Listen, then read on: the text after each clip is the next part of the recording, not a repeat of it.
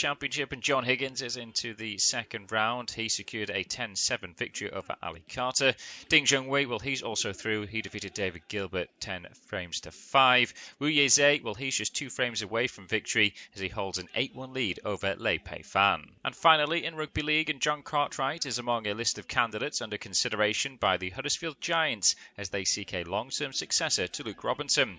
Robinson, well, he was relieved of his duties at the AILFC Stadium at the end of March following a run of 5 successive Super League defeats. Liam Finn has since taken interim charge of the Giants and he's put his name forward for the role on a permanent basis. Huddersfield Director of Rugby Andy Kelly revealed that the shortlist also features Cartwright, who stepped down from his role as AILFC head coach after the club announced he would be moving on at the end of the season. That's all for now. We'll have more later. Here are your latest sporting headlines. I'm James Mason. We'll begin in football, and Marco Rose has agreed to take over as Bournemouth manager on a 3-year contract when Andoni Iraola leaves at the end of the season. The Cherries announced last Tuesday that the 43-year-old Iraola would not be signing a new deal at the Vitality Stadium. German manager Rose was one of 3 candidates considered by the Bournemouth side, along with Ipswich's Kieran McKenna and Rayo Vallecano's Inigo Perez. The 49-year-old Rose has been without a club since he was sacked by RB Leipzig in March 2025 and has never previously managed in England. Moving on in football, and Romelu Lukaku will continue his rehabilitation from injury in Belgium after he held positive clear-the-air talks with his club Napoli.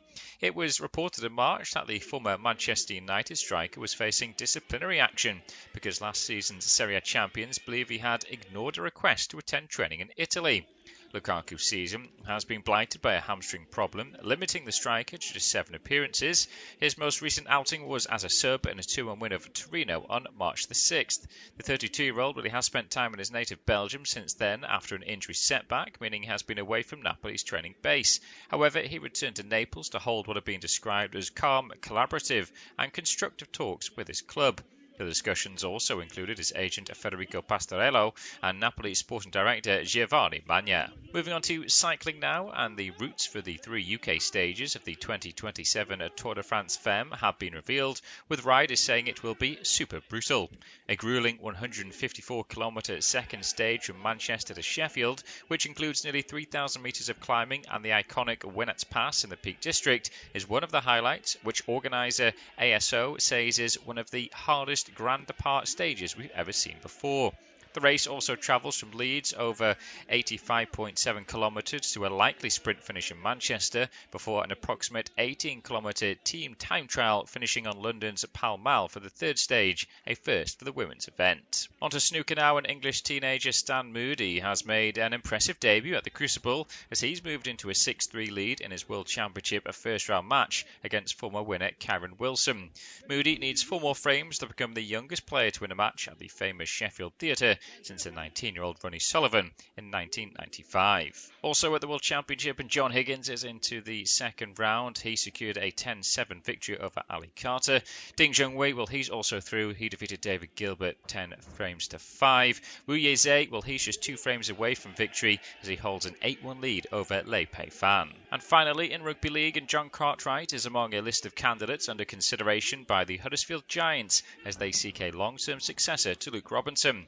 Robinson, well, he was relieved of his duties at the AILFC Stadium at the end of March following a run of 5 successive Super League defeats. Liam Finn has since taken interim charge of the Giants and he's put his name forward for the role on a permanent basis. Huddersfield Director of Rugby Andy Kelly revealed that the shortlist also features Cartwright, who stepped down from his role as AILFC head coach after the club announced he would be moving on at the end of the season. That's all for now. We'll have more later. Here are your latest sporting headlines. I'm James Mason. We'll begin in football, and Marco Rose has agreed to take over as Bournemouth manager on a 3-year contract when Andoni Iraola leaves at the end of the season. The Cherries announced last Tuesday that the 43-year-old Iraola would not be signing a new deal at the Vitality Stadium. German manager Rose was one of 3 candidates considered by the Bournemouth side, along with Ipswich's Kieran McKenna and Rayo Vallecano's Inigo Perez. The 49-year-old Rose has been without a club since he was sacked by RB Leipzig in March 2025 and has never previously managed in England. Moving on in football, and Romelu Lukaku will continue his rehabilitation from injury in Belgium after he held positive clear the air talks with his club Napoli. It was reported in March that the former Manchester United striker was facing disciplinary action because last season's Serie A champions believe he had ignored a request to attend training in Italy. Lukaku's season has been blighted by a hamstring problem, limiting the striker to just 7 appearances. His most recent outing was as a sub in a 2-1 win over Torino on March the 6th. The 32-year-old really has spent time in his native Belgium since then after an injury setback, meaning he has been away from Napoli's training base. However, he returned to Naples to hold what have been described as calm, collaborative and constructive talks with his club.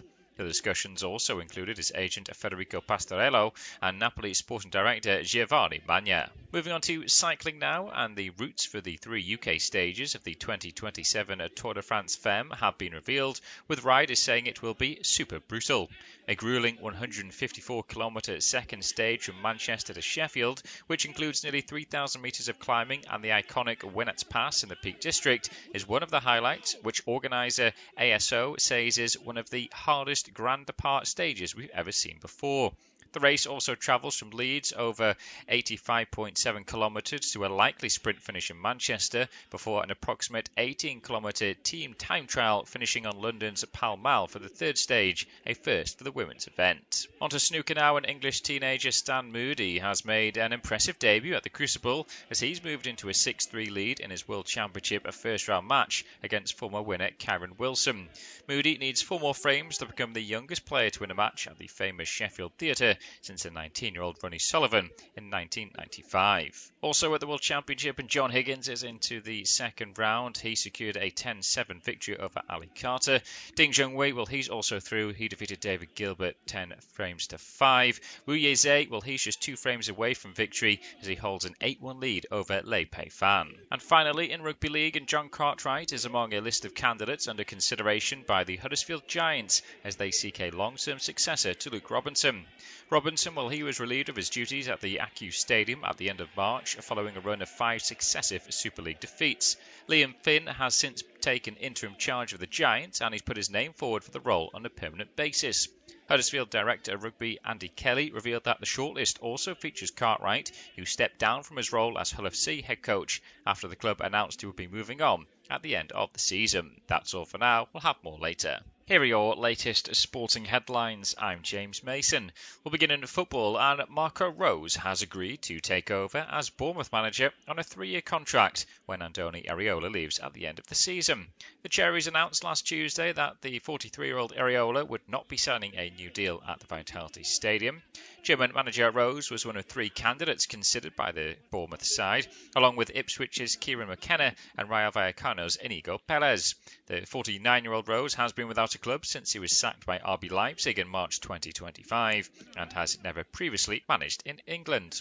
Moving on in football, and Romelu Lukaku will continue his rehabilitation from injury in Belgium after he held positive clear the air talks with his club Napoli.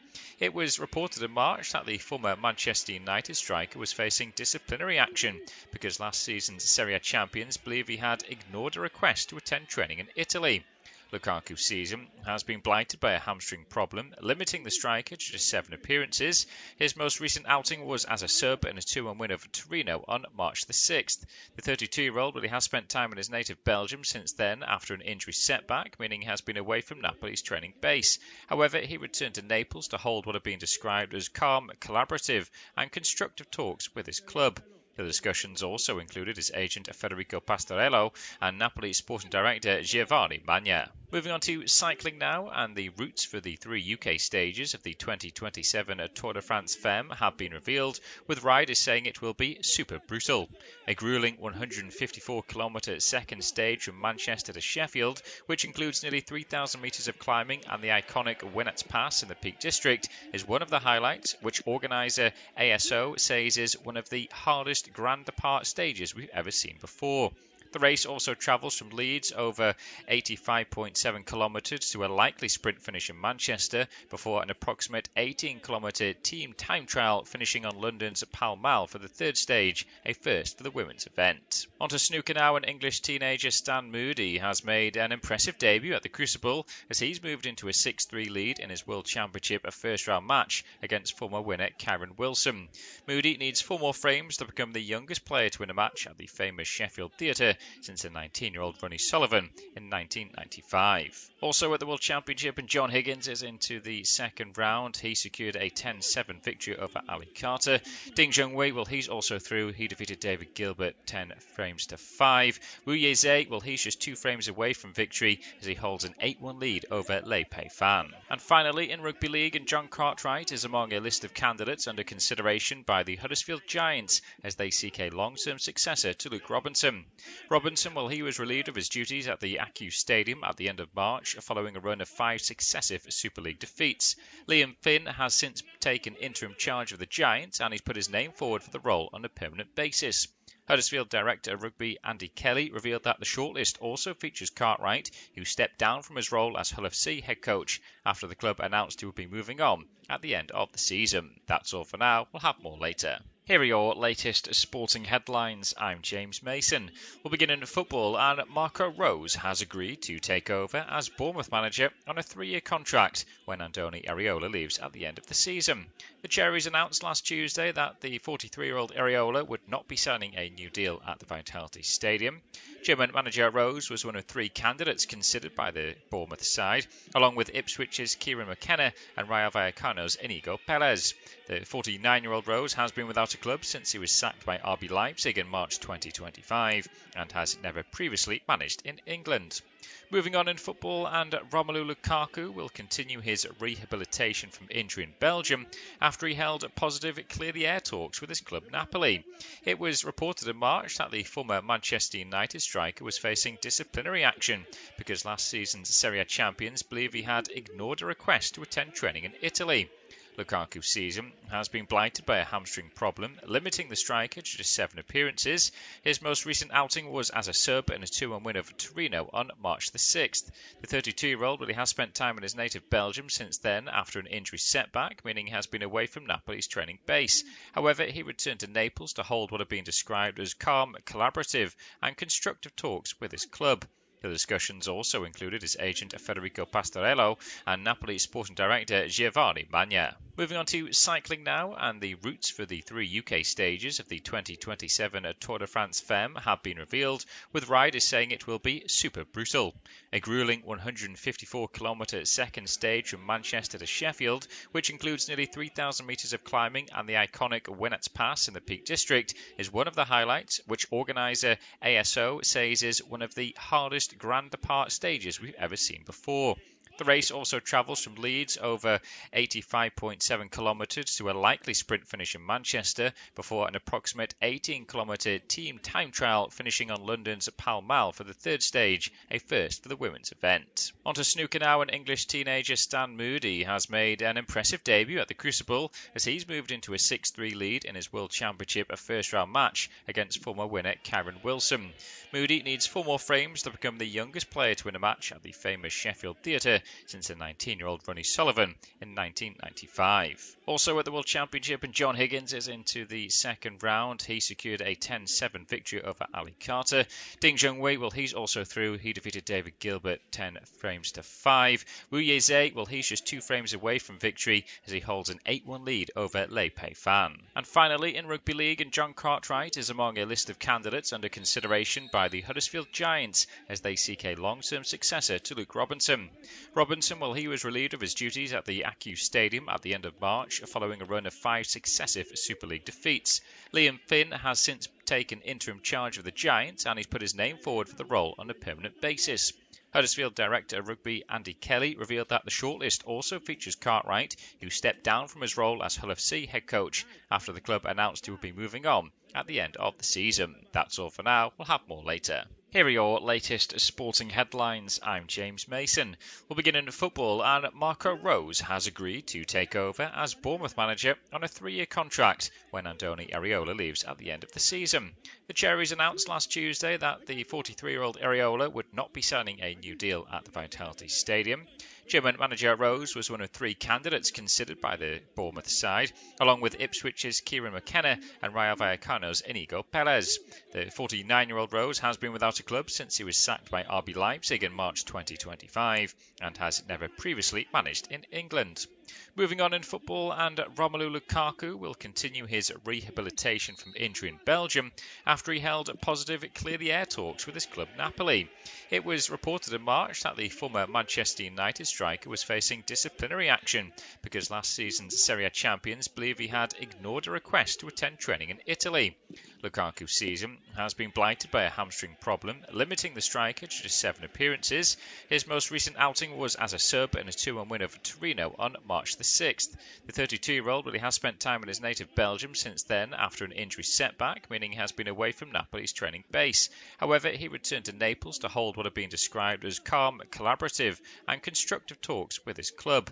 The discussions also included his agent Federico Pastorello and Napoli sporting director Giovanni Magna. Moving on to cycling now, and the routes for the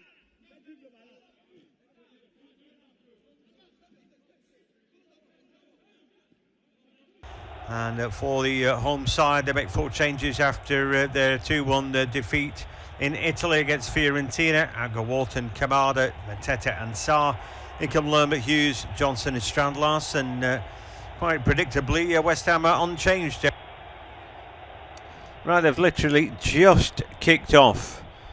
And at Selhurst Park, it's a game that's much more important for West Ham than the Eagles. At one point this season, I thought Palace might get sucked in, but then they showed a bit of bravery when we least expected it. But then we always expect off Palace. They'd shown last season what a team of battlers they are, a cup team, a team who can get up for a big occasion. So the fact that they've made themselves safe, I suppose, shouldn't have been too much of a surprise, but they did. And they're on 43 points.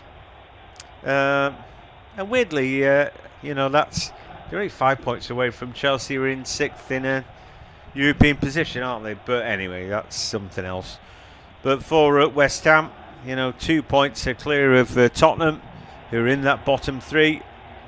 Really, you're perming one team out of the 4 that are in the schmozzle, and that includes Tottenham, West Ham, Nottingham Forest, who had a good win at the weekend, and Leeds United, who found a little bit of form, but they're not clear. So West Ham have got to win tonight. I suspect that De Zerbi is going to get Spurs going. There was a little improvement at the weekend, but just break off. Walker Peters got round the back there, and that's a good header away by Munoz, but he's not cleared his lines. So an opportunity, and then Brendan Johnson picks a pocket, and off they go. Juff there was beaten. Johnson forced to take a turn. His back heel's not up to much, is it? But Munoz is a right competitor. It's funny, their form's got a little bit better as soon as the Colombian found himself back in the team. I just think he's brilliant. I'm joined by Tom Wilson for today's game. And Tom, it's like I say, it's a massive game for West Ham, isn't it? Yeah, huge game for Wolves, of course, as well, John. Any result at all for the Hammers this evening relegates them, doesn't it? I mean, the Wolves fans have been expecting that for some months. They, like Burnley, have been playing must-win games for months now, haven't they? So it's not really unexpected. Yep, only so many times you can say this is our cup final, and that ring true. But anyway, it's a vital game for West Ham, and 3 points tonight.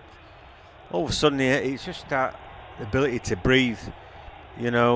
Taking yourself a win clear of the bottom 3 would be brilliant for them. And their 4-0 victory over Wolves last time was a good one. Jürgen Strand-Larsen picks the ball up. He's not really settled into his career just yet at Wolves last season. I thought he played all right, but clearly happy to leave. Some defending good to be done. There always seems to be one extra man, doesn't there, with that back 3. And Lacroix steps in. Johnson gets it out with his feet. Here comes Jefferson Lerma at the edge of the box. And his little ball is in behind Tarek Mitchell, not what he wanted at all. So they're forced to go back. I do think that Glasner is a bit of a genius, another absolutely cracking good manager, who, of course, will be, I guess, moving on to pastures new, won't he, in the summer? But there'll be a host of teams looking at him. Leclerc, the good player, gets it out of his feet, finds J.D. Canvo, another Frenchman who goes galloping over the halfway line. It's a good ball for him. And then a little step inside from Yeremy Pino, not the best. And then Lerma fouls his man. Fernandez just catching one there, and that'll be a free kick. Yeah, scrappy start, wasn't it, from both sides. Palace sort of going left to right early on. I thought Palace might come out and just try and get that early goal, but haven't really seen that yet. West Ham, of course, with that back four, you mentioned the back three for Palace. I do like the three, I've got to say, for Palace. I think it's really good balance. Leclerc is an excellent defender. Wouldn't be surprised if Palace don't get European football again next season, to potentially see him move on. I know they lost Gahey, of course, already. Here comes Somerville.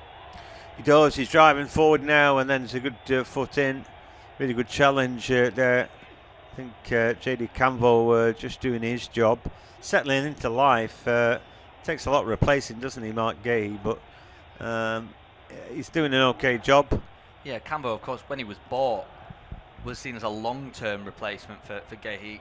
Don't think he expected to come into the 11 as quickly as he had, nor did Oliver Glasner. I have to say, Canvo's done well. He's another player which has shown some real quality, particularly with the ball at his feet. Yep. And then obviously part of the three, Chris Richards, who I think acquits himself well. You know, I'm often struck, but I'm struck by what he said at there was some point in the season, right at the start. I think they'd lost Eze and all that. He said, well, you know, if he wants to go. You know, we're a team and we don't care. You know, it's not individuals. We're going to do all right anyway. I think at that point they wouldn't have known that Gay was going to leave halfway through the season. And then everybody wants to go, don't they? But again, they've done well this season. Good little break there from Canvo, and then he's brought tumbling to the ground by Jared Bowen. Well, as we've seen from Brentford, of course, this year, John, it's not always a bad thing, is it, to lose your manager and a few of your best players? They lost Visser and Buemo and Thomas Frank, and they're better for it.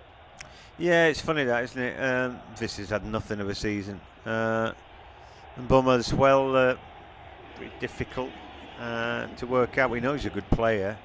And he seems to be starting on the bench for Michael Carrick's Manchester United.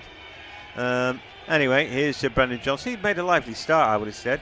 And then the cross comes in. Little flick with the outstep there by Strand Larson. He couldn't quite get it right, but I think it was worth the attempt. Yeah, it certainly was. Johnson has been the most active, I'd say, of anyone else on the pitch. 6.5 minutes in. He just moved over from right to left, hasn't he? Just asking the question of the West Ham back line, almost sort of tripling up on the far side. And the ball into Strand Larson is fired at him. It would have always been difficult to get that on target. So 7 minutes in, and that's kind of the first real attempt. And here come Palace again. This time with Munoz, edge of the area. Could put the early ball in. It's a good defensive header away from Axel Disasi. And then Somerville tidies up back to Juve, and his outball's not great. And eventually all the way back to the keeper. Dean Henderson, the captain, there falls over while he's clearing it. Maybe a little off balance there. Tati Castellanos wasn't giving him too much room to breathe. I haven't seen much of Pablo, who Brazilian, Portuguese, and Argentinian. Then trying to get a partnership. Don't know if you've seen much of Pablo. I know he's searching for his, still searching for his first goal, John. 11 games before today in a West Ham shirt. I've seen a bit more of Tati Castellanos. It's got to be said, and I think he plays with some real passion, doesn't he? You can see that in the last few games, particularly as the results have been getting better and better for West Ham, particularly at the London Stadium. He's always one to rouse the crowd up. So, yeah, expecting a little bit more from Pablo. I'd say he's not really settled down yet. No, absolutely not. Brendan Johnson yet again on the ball, but that's a spirited challenge to win it back off him from Mateus Fernandes. Then he wriggles and he's fouled. Munoz then couldn't help himself. That's great play by Mateus Fernandes. That's the kind of thing we saw briefly at times, snatches of that when he was Southampton. I did think that he looked like he was good enough to stay in the Premier League, and I thought maybe he was a bit expensive, mind you. Yeah, I wasn't convinced at the time when they bought him from Southampton. I mean, we often see, don't we, in the Premier League, teams that go down will sometimes lose their best players, and I've certainly seen better players signed from a relegated side in recent years. I think one of them's playing today in Crescencio Somerville. Absolutely. Carl Walker-Peters making some ground to Bourne, no-look pass, flicks it away, gets it back, and then Souček involved, scrapes it off his feet. Here's a chance for a cross. Carl Walker-Peters puts a good-looking ball in, headed away by Richards. Not being clear. Mateus Fernandes, nice ball to Juve.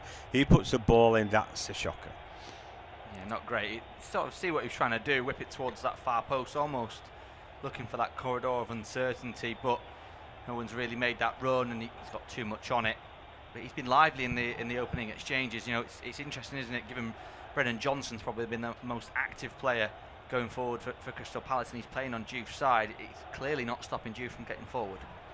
No, not at all. I think Johnson's got more of a sort of permission to move around and try and find good position. So maybe he's not, always stuck to the same, albeit there. Juve gets in on Brendan Johnson and nicks the ball off him. They thought they'd done all right then, and the referee spotted something. Our referee is Darren England today, and clearly Mateus Fernandes does not agree with his decision and mutters things under his breath. I'm not allowed to tell you.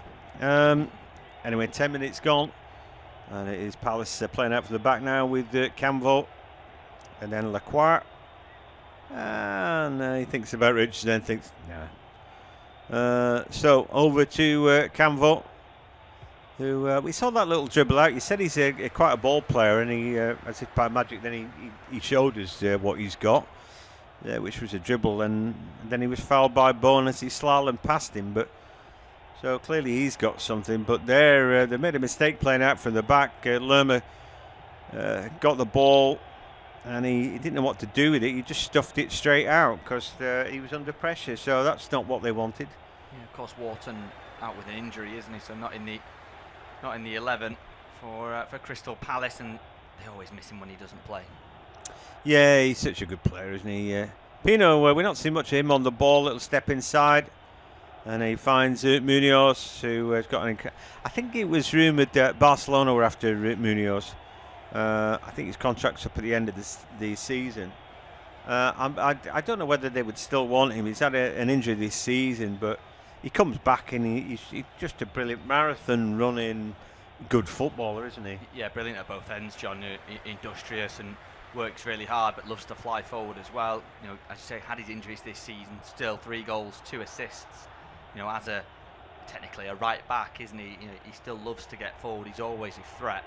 And in that back five, he's got license. If he did move to Barcelona, where it's traditionally a 4, would he stand out as much? Would he get disjointed in a different position? You wouldn't want to see that. You want to get the most out of him. Yeah, absolutely.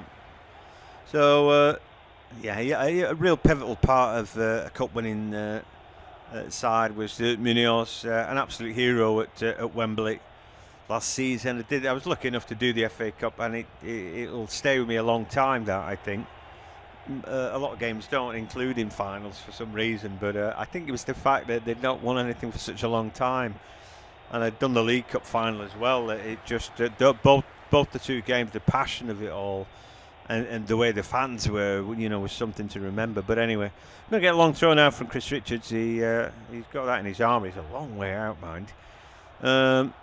Johnson, Strand, Larson need to go a little bit closer to him, I think. But anyway, they wait. The prodigious long throw gets a little flick on, and eventually will be nodded clear. I feel that West Ham with Mavropanos and Dizazi have just about sorted their that centre-back partnership. They both look decent to me. Souček very calm there as he finds Juve. Then did he take the ball out? Was he then fouled by Johnson? Well, he certainly fouled, but had the ball gone out first is the question. It did look to, didn't it? I mean, it was pretty quick. It was on this near side, so we had a pretty decent view of it. Misses it at first, Duke, then has a look up, and actually having a second look, I'm not convinced it has gone out. Anyway, yeah, it's one of those, isn't it? It's a foul, though. It was definitely a foul, but and then well, they've wasted the ball. I'm trying to like Mavropanos. I didn't, and then I'd watched him. I thought he's got some attributes because he's really quick. He's got a lot of spirit about him and all that, and he definitely improved, you know. So I've been trying to like him, and certainly with Dizazi, I think we've got a reasonable understanding. Little slip inside from Somerville Lee now over the halfway line. The ball is a good one played to Pablo. He's trying to cut it back inside for Somerville. It won't break for him. Castellanos now out his feet and a shot comes in. But that's blazed over the top of the goal frame. Much better when they get going like that. They've got good ball players in there. That was some decent football. Yeah, players coming through into the final third at lightning pace. It's just a couple of touches in there that slow things down. It's all just a little bit disjointed, mainly from Pablo, and then the strike from Castellanos is at a difficult angle with defenders covering in front of him. It would have had to be in some strike, I think, to beat Dean Henderson from that sort of range, that sort of distance. It's brilliant from Somerville. Briefly mentioned him about 5 or 6 minutes ago. If not for Bowen, you'd say he's been West Ham's best player this season. Yeah, and again, I can't help but think, you know, you spend a lot of money on this guy, but you know he's quite slight. This is a Premier League where everybody seems to be an athlete, don't they? Everybody's massive and, you know, can run the 100 metres in their boots about 11 seconds and all that kind of stuff, you know. I think players generally getting a bit bigger, but anyway, it's always room for a good nippy little one, and he's certainly one of those. Palace have the ball with Lerma, gets it out with his feet to Pino. Clever little ball inside, gets the give and go with Jürgen Strand-Larsen, finds Munoz, wants to put an early ball in, blocked away by Juve. That was good enough defending. Yeah, I thought he could have had a little run at him then, John Munoz, but clearly he sees that run from Strand-Larsen, tries to pick him out. But I just think Juve started the game a little bit erratically. He's got it in his locker to maybe leave a lazy leg, and I just thought it was a chance there. He got him one-on-one, which he hasn't had so far. Goes for the early ball though, and it has resulted in the throw. Yeah, so far on as even really. Not much between him in possession. Palace just shading it. XG very similar, 0.11, 0.12. Richard's long throw, that's headed away by Juve, but it'll be picked back up by Munoz, and he finds Tariq Mitchell, who was back for insurance. But Palace have it. No great press of the ball. And West Ham just working their way out. Pablo working that a little bit harder. But Canvo is a good ball from him. And then looking for the half turn. Strand-Larsen then bested by Mavropanos. And the Greek there tries to, he's out. Ball blocked away by the Norwegian. But yeah, he showing a bit of pace about him there. It wasn't a bad attempt from Strand-Larsen, but just made his match, didn't he? Yeah, I mean, you mentioned Mavropanos has been in really good form.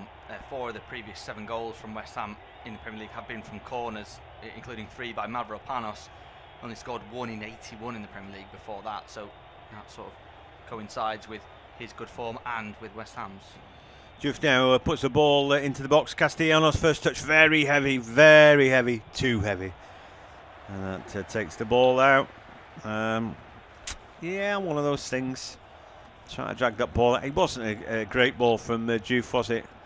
But maybe deserved better. Yeah, I don't think he played it early enough, John. He waited and waited, and by the time he played it, Castellanos had no option other than to sort of run it into the corner. Then he would have had to be Lukaku one-on-one. If he plays it a little bit sooner, it just asks more of a question of the defender.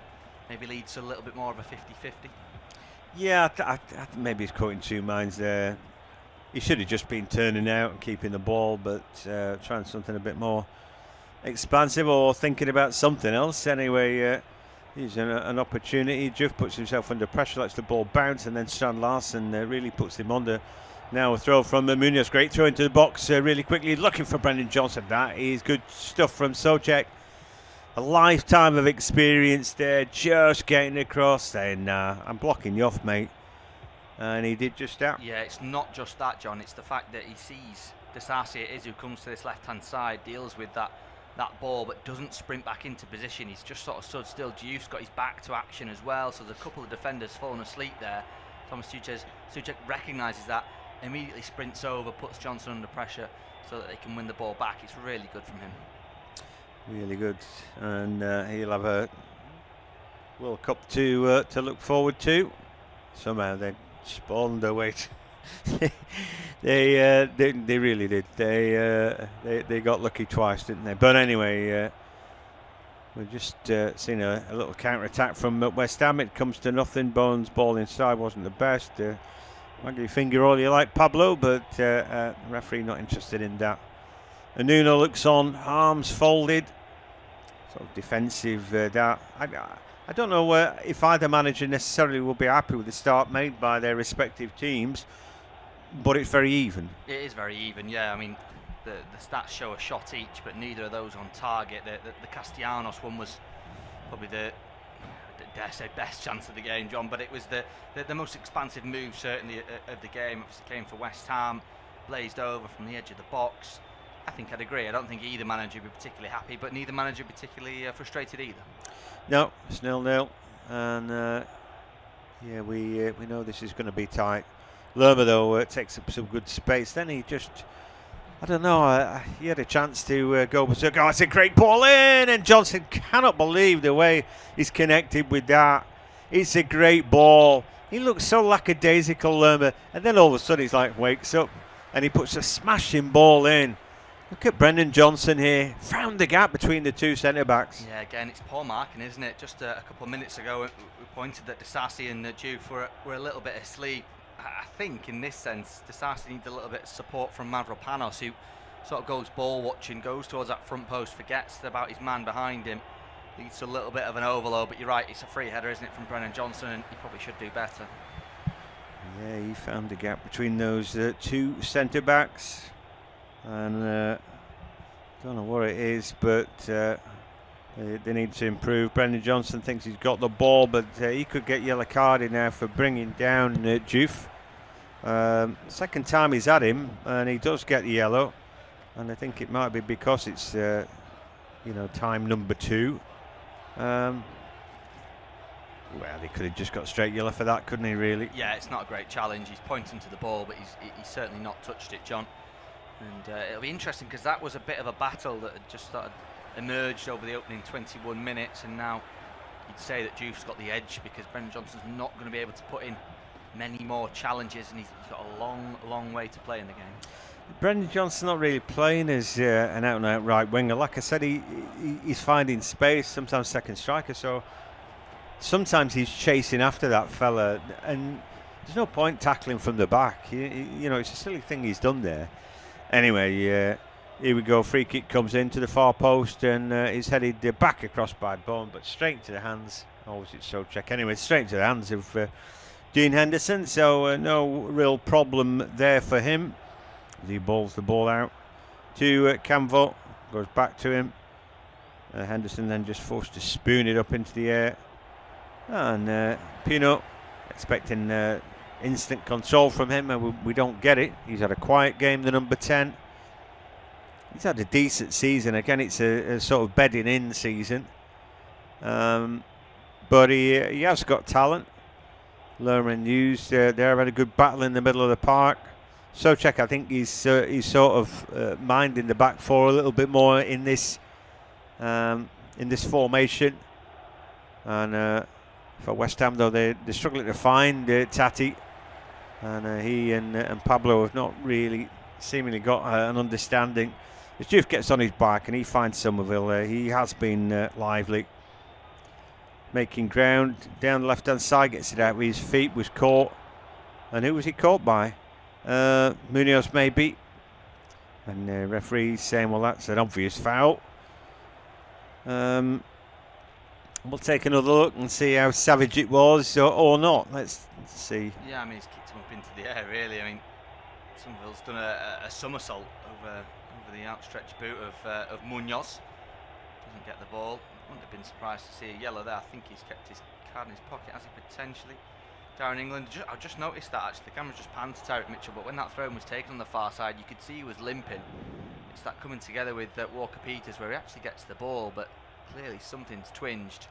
Have to keep an eye on that. Yeah, he sort of went knee to knee, but his studs were planted in, so he, be feeling the ligaments maybe. But in the meanwhile, it's a free kick. It's the edge of the area, and a chance for Somerville to deliver. It's going to be right-footed in, swing it to the far post. That's too close to Henderson. He comes and claims it. We're 0-0. We're halfway through the first half. You're listening to Independent Off-Tube Studio Commentary. And it's going to be Tom now to take us through to half-time. Cheers, John. Yeah, 2-1 to Palace last time these two met. Tyreek Mitchell, the man we just mentioned, scoring what proved to be the winner. With a brilliant volley. Mateta and Bowen, the other two goal scorers. It was Graham Potter's final game in charge of the Hammers, before Nuno Espirito Santo took over. That seems like a lifetime ago now, doesn't it? Yeah, that'll be a quiz question in the years to come, won't it? That you'll forget Potter was at the London Stadium, I'm sure. 24 minutes gone, goalless at Selhurst Park. Here's Hughes, forward to Johnson. Johnson back to Richards under pressure from Castellanos. Pablo joins in the fight as Henderson has to clear. Over halfway, Strand Larsen was offside, so he's going to leave it. Mavropanos gives chase. Finds Walker Peters, he fires it down the line, but only as far as Mitchell, who flicks it round the corner. Lerma can't keep hold of it. Here's Bowen now going the other way, tries to beat Mitchell. And here is Pino now in the centre of the patch, just slows things down. Cross towards the right hand side for Richards, then infield to Hughes, still inside their own half. Crystal Palace, 25 minutes gone, still goalless. As Mitchell has it, seems.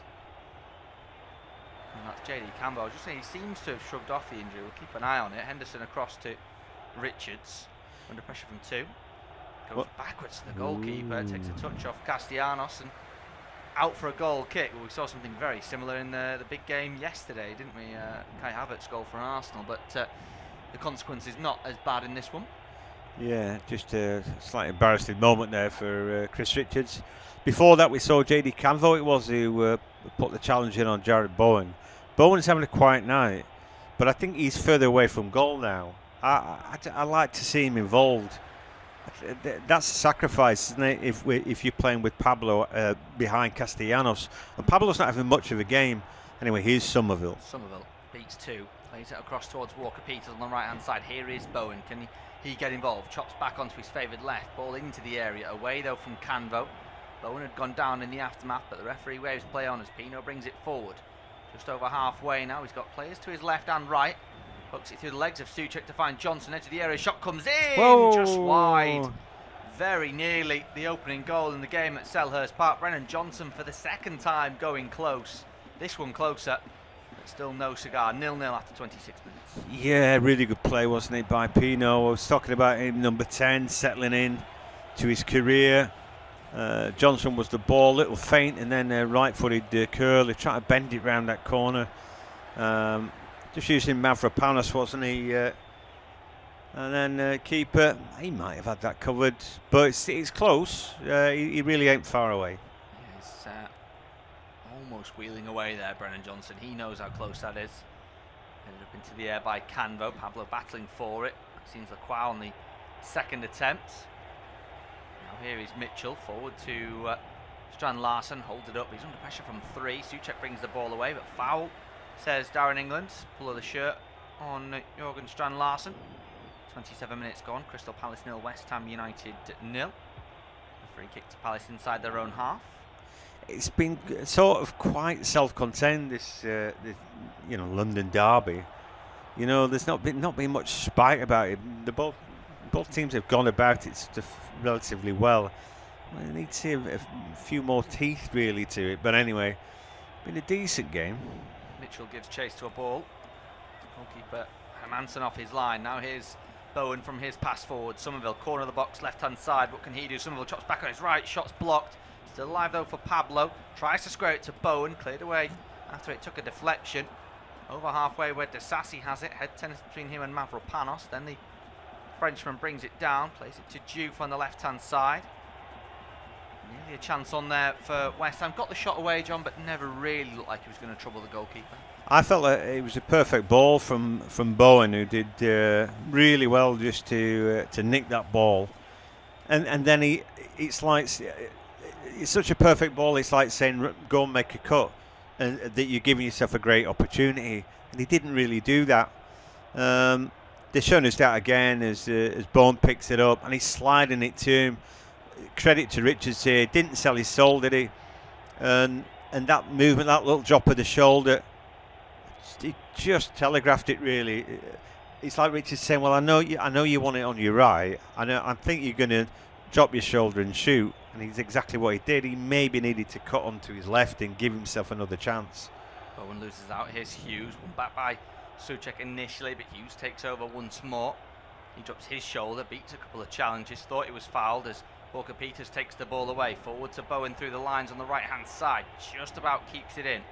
Needs some support. Tries to lay it to the edge of the area. That takes a touch off Canvo and out for a throw on the right-hand side. Well, since you mentioned him, John, he's been much more involved, Jared Bowen. Yeah.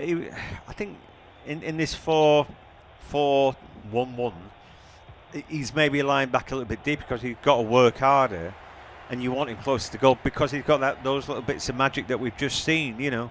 But you can't keep a good man down, can you? And we mentioned his name, and all of a sudden he's come alive. We saw a change of shape or a change of positioning in the game between Nottingham Forest and Burnley yesterday, which certainly led to Morgan Gibbs-White's fortunes turning. A hat-trick for him, and a similar role you'd feel for Jared Bowen would prove to be a good decision. Forward after half an hour, Crystal Palace 0, West Ham 0. I think the thing is when you've got somebody, I mean, right, so he's talented, yeah, okay, and he can play lots of positions and he works hard. But when you've got somebody who scores a lot of goals, you're thinking, well, how are we going to stay? Or we need to score. So you want your goal scorers as close to goal as you can humanly get them and get the work rate as well. And maybe it's just a little bit too far away, you know. Walker Peters tries to play it through the line too. Jared Bowen just overhit. West Ham want a corner. I have to admit, I thought it'd take a touch of a Palace man, and it does. Dean Henderson clearly didn't see it because he probably could have intervened to clear the ball away. But it has gone out for a set piece then to West Ham. First corner of the game. Yeah, it clearly came off the toe end. And Dean Henderson letting that one go. Maybe he just felt that he's not at an angle to do much with it. And he thought, leave it. You know, he's thinking, I could hit that left-footed, but I ain't got a left foot. So it was one of those, I think. Could it be a costly mistake? Corner for West Ham. Jared Bowen will take it, swings it in with his left boot, high towards the edge of the 6-yard box, away from Richards. Juve keeps it alive, nods it into Disasi, who's over the bar from close distance. The flag's gone up anyway. Wouldn't have counted had it gone in. He always looked offside. Yeah, he was very much by himself there, wasn't he? Let's take another look at that as it unfolds. Well, he's left in. He's not offside by a lot, but he is. And it didn't matter anyway because he couldn't get his shot down, could he? It's one of those where when you've got your back to goal, you've no idea really where the goalkeeper is, and I think you think he's going to be right on top of you. It doesn't really make sense for the goalkeeper to do that in that sort of situation. It's best for him to just wait and see. So you rush it, don't you? And that's clearly what he's done now. We haven't seen a replay of it. I did think Munoz on the initial replay was potentially keeping him on, but we've not seen that still image. 32 minutes gone though. Crystal Palace 0, West Ham 0 as Juve fails to clear, comes off. Hughes now for a West Ham throw in. As the camera pans to Axel Disasi. Yeah, he played really well in the FA Cup game, didn't he, against Leeds? And I thought he was a credit. Weirdly, he's on loan from Chelsea, isn't he? He might be Chelsea's best centre back. There he's struggling in that position, and yet Disasi looks like a leader and a good strong player. I don't like that. Was it Hato? Yeah, I think young centre backs as well. You know, you want somebody who's boss, and it looks to me as if Disasi is just that. But today, though, we have seen a little bit of ball watching between him and Mavropanos, so they need to wake up a little bit today. Boys with Crystal Palace inside their own half. Here's Richards. Good pressure from Somerville. Has to play it across to the left-sided of the three centre halves in JD Canvo. Forward from him. into the feet of Pino. Takes it between Bowen and Souček, then finds Mitchell, who has shrugged off whatever was bothering him in the challenge with Walker Peters. Here's Lacroix. It's Canvo, strides towards halfway. Mitchell's on his bike in front of him, just chops back onto his right. Then there's a switch of play over towards the near side. It's right onto the head of Munoz. He nods it forward. Johnson takes it at his thigh. Back to Munoz. Now Hughes, and then to Chris Richards to recycle through Lerma. Lerma round the corner to JD Canvo. Forward they come now into the final third. Here's Mitchell on the far left-hand side. One touch out of his feet. Ball into the area. Up towards Munoz, who's in there. Headed away from Desassi. Picked up by Johnson. Corner of the box on the right-hand side for Hughes. Munoz. Johnson loses out. Won back by West Ham. There's no foul on him there, according to Munoz, but according to Darren England, it will be a West Ham free kick. Yeah, I'm not sure they didn't get away with one there. There's some lovely build-up play and passing, wasn't there, from Palace and all that. And then I felt that Fernandes maybe was obstructing the ball, but he stumbles and falls down and then drops on top of the ball. I don't know. Yeah, I'd love to know who Darren England thought was the fouler there. There was three around him, and it didn't seem as if anyone had made real contact. Just over 10 minutes to go before half-time. You're listening to off-tube independent studio-based commentary. It's 0-0. Here's Somerville, goes down. He looks hurt as well. He's holding his left ankle as there's a bemused look on the face of Will Hughes. Yeah, I feel that he's so slight that a lot of teams would just say, look, be strong with him. Maybe just got caught from behind there. Will Hughes, arms outstretched, what me? It probably wasn't him. It might have been Lerma coming across. But anyway, caught from behind, and then, you know, that's painful, isn't it? Yeah, it took me a few views there, but I've seen it now. He just catch him on the heel. Somerville's still down. Yeah, I think that's the thing. He's so fleet of foot, isn't he? And that it's like, oh, I'll try and make it look like he's just foxed me kind of thing, but I'll give it to him, you know. I think it does happen down the leagues, doesn't it? Where you see a good Litland, and you just think, oh right, well, we'll test him out. We'll test how strong he is. But there we saw a proper angle of that, didn't we? Where he's just studs over the back of his ankle, and very naughty that. He didn't get a yellow card for that, did he? Which he should have done. Just the one yellow card so far. That's for Brennan Johnson. Fernandes over this free kick for West Ham, as is due. It's the former to take it though in towards the far post. It's a good delivery up into the air by Lacroix, then away from Pino. Hughes will pick it up on the edge of the area. Good touch from him. Somerville though is quick enough to win the ball back for West Ham. Right hand side, ball into the box, looking for Souček. Might be over here, and it is. And it's the outstretched right leg of the Czech international there. Is not long enough to keep the ball in play. Brilliant though from Somerville. Crystal Palace could have been away there if not for his intervention. Well, for somebody who just been on the ground screaming in agony because he definitely got caught and he definitely hurt, he picked himself up and recovered quickly, didn't he, Crescencio Somerville? And he absolutely outstripped Hughes there for pace, didn't he? Incredible. Afterburners on. Not sure he didn't say meep when he went past him there, but good play, and then a terrible cross really from Castellanos, who I think we both like him. He's just not getting involved enough, is he? And Pablo just too quiet. 0-0. And for both the teams, for Palace they can't find Strand Larsen. And the other way around, Castellanos is not having much of a game. Yeah, I think whenever they have found Strand Larsen, he's been doubled, if not tripled up by West Ham players. Free kick though for West Ham. Strand Larsen the guilty party. Ball comes into the area from Fernandes. It's away from the box towards the byline, headed on by Mavropanos, flicked away though by Munoz back there. Out for a West Ham throw on the far side. Not the greatest delivery on that one from Mateus Fernandes. A throwing opportunity nonetheless for the Hammers as Walker Peters trots over to pick the ball up. Thanks for options, the former Southampton man. And still waits as Pablo comes forward. Here's Souček, ball back to Walker Peters. Moves infield. He's got 3 in Palace shirts around him. Manages to find a ball round the corner to Souček. Souček to Pablo. Into the area. Poor delivery. Deflected. And should be cleared by Mitchell. He finds Pino.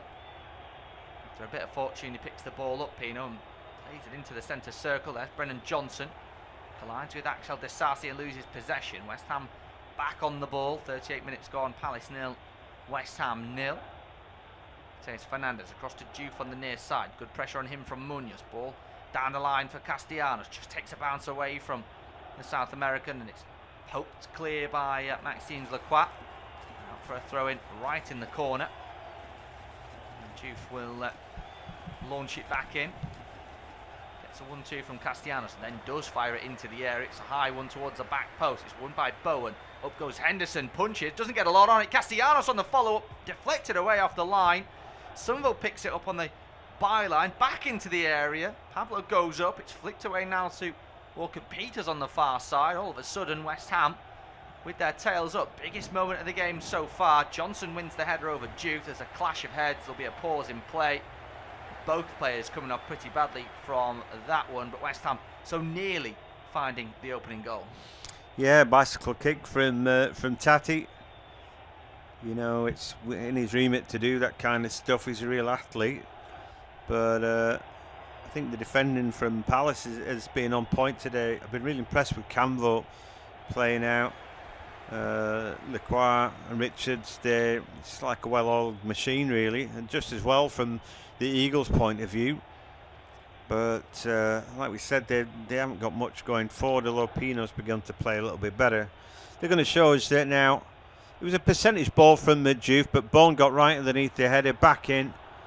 And then a poor punch. Castellanos then, his bicycle kick. I think it might have been either Lacroix or Henderson, or both of them really, who were going to block that off. It wasn't a bad attempt, just a bad punch from Henderson initially. And good technique from Castellanos, just unlucky. Yeah, instinctive, wasn't it, from the Argentine. Didn't have much time to think about it. Acrobatic and on target, so the game's had its first shot on the target, cleared away. 40 minutes gone, Crystal Palace 0, West Ham 0. But it would have beaten Henderson, so it was Lacroix that played it away. Johnson's just speaking to his physios. He won the header. And then Juve collided his head into the Welshman's. Johnson doesn't look to be in great shape. There's a shake of the head there, obviously, to answer a question. Juve's also still down, and of course the West Ham physio speaking with him. It was a heavy collision. Crystal Palace, of course, were trying to defend, trying to get the ball away. It was a brave header from Johnson. Both players rose well. Johnson's back to his feet, gets the applaud of Selhurst Park. Moves over to the touchline to be further checked by the physios.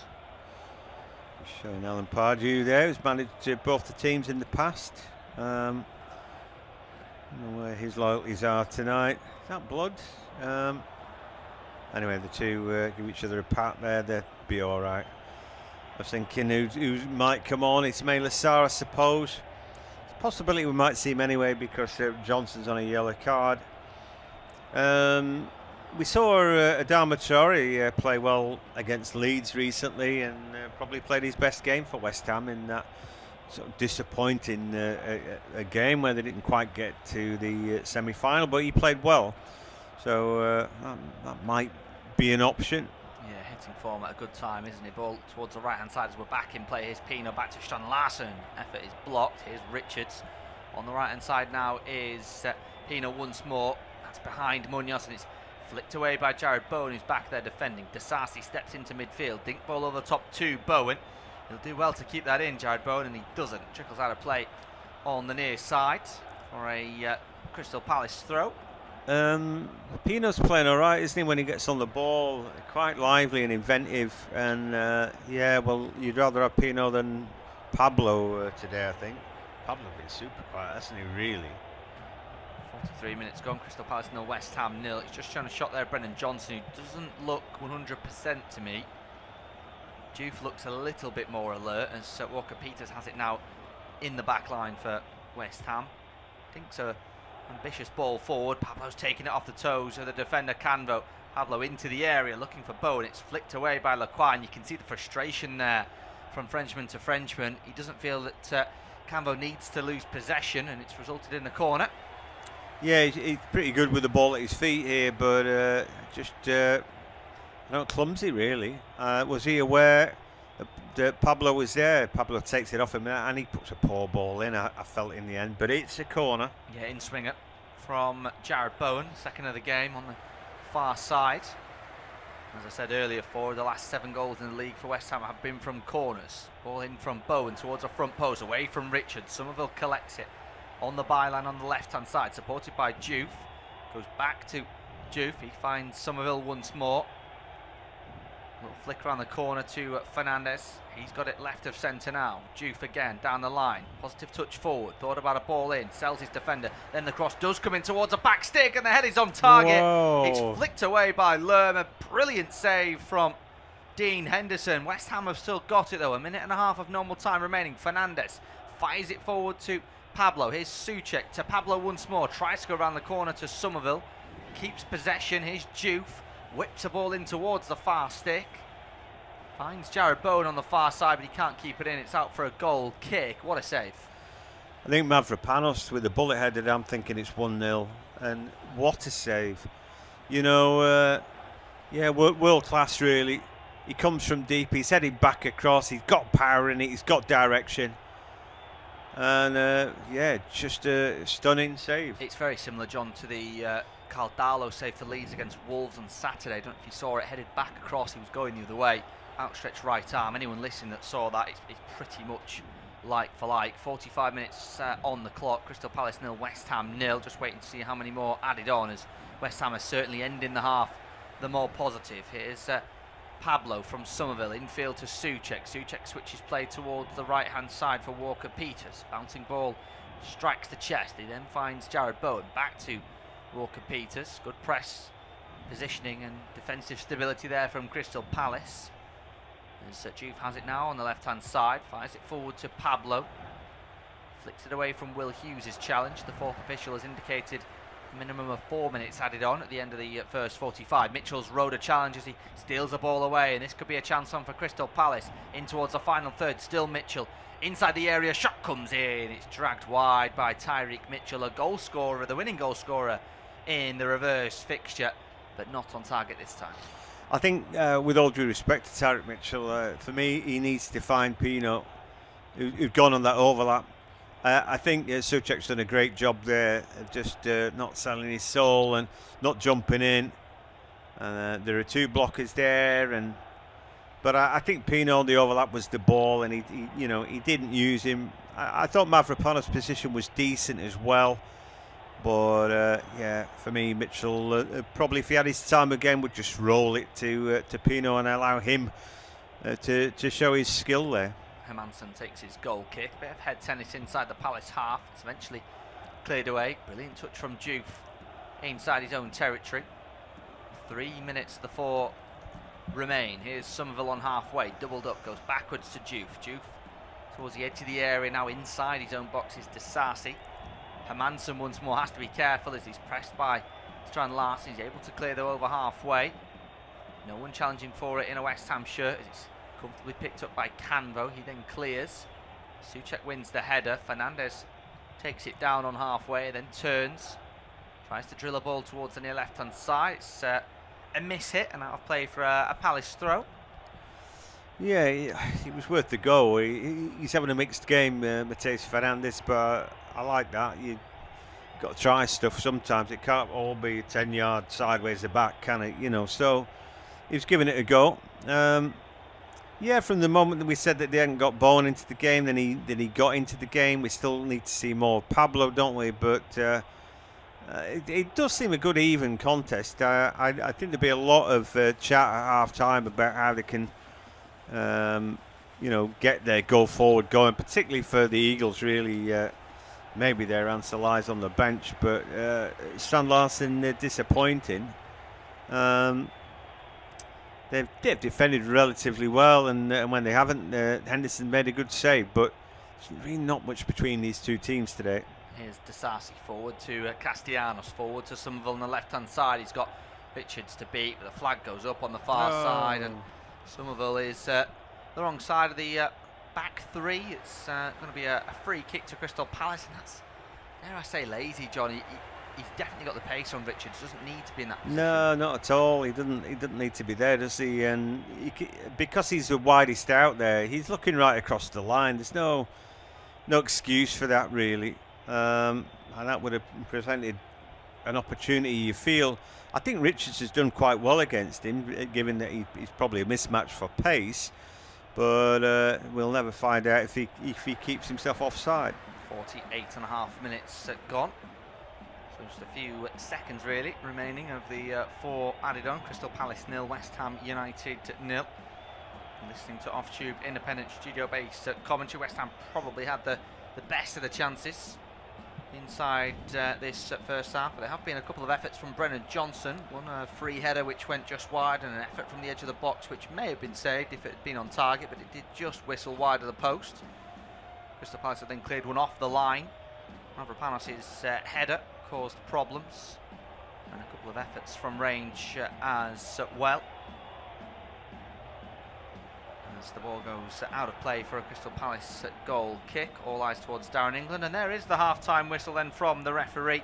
Still goalless at the break in the game at Selhurst Park, but an even affair after the first 45 minutes. It's Crystal Palace 0, West Ham United 0. Join shortly for the second half.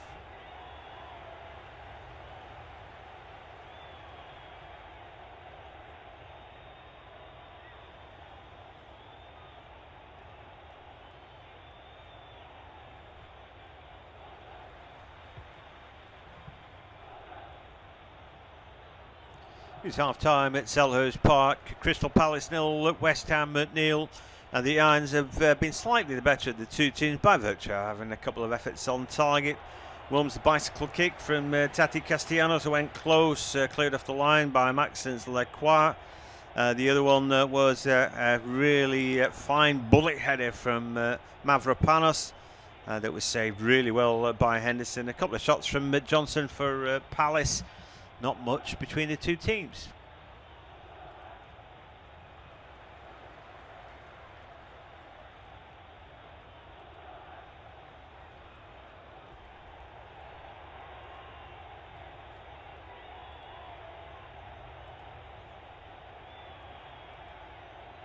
It's half-time at Selhurst Park. Crystal Palace 0, West Ham 0.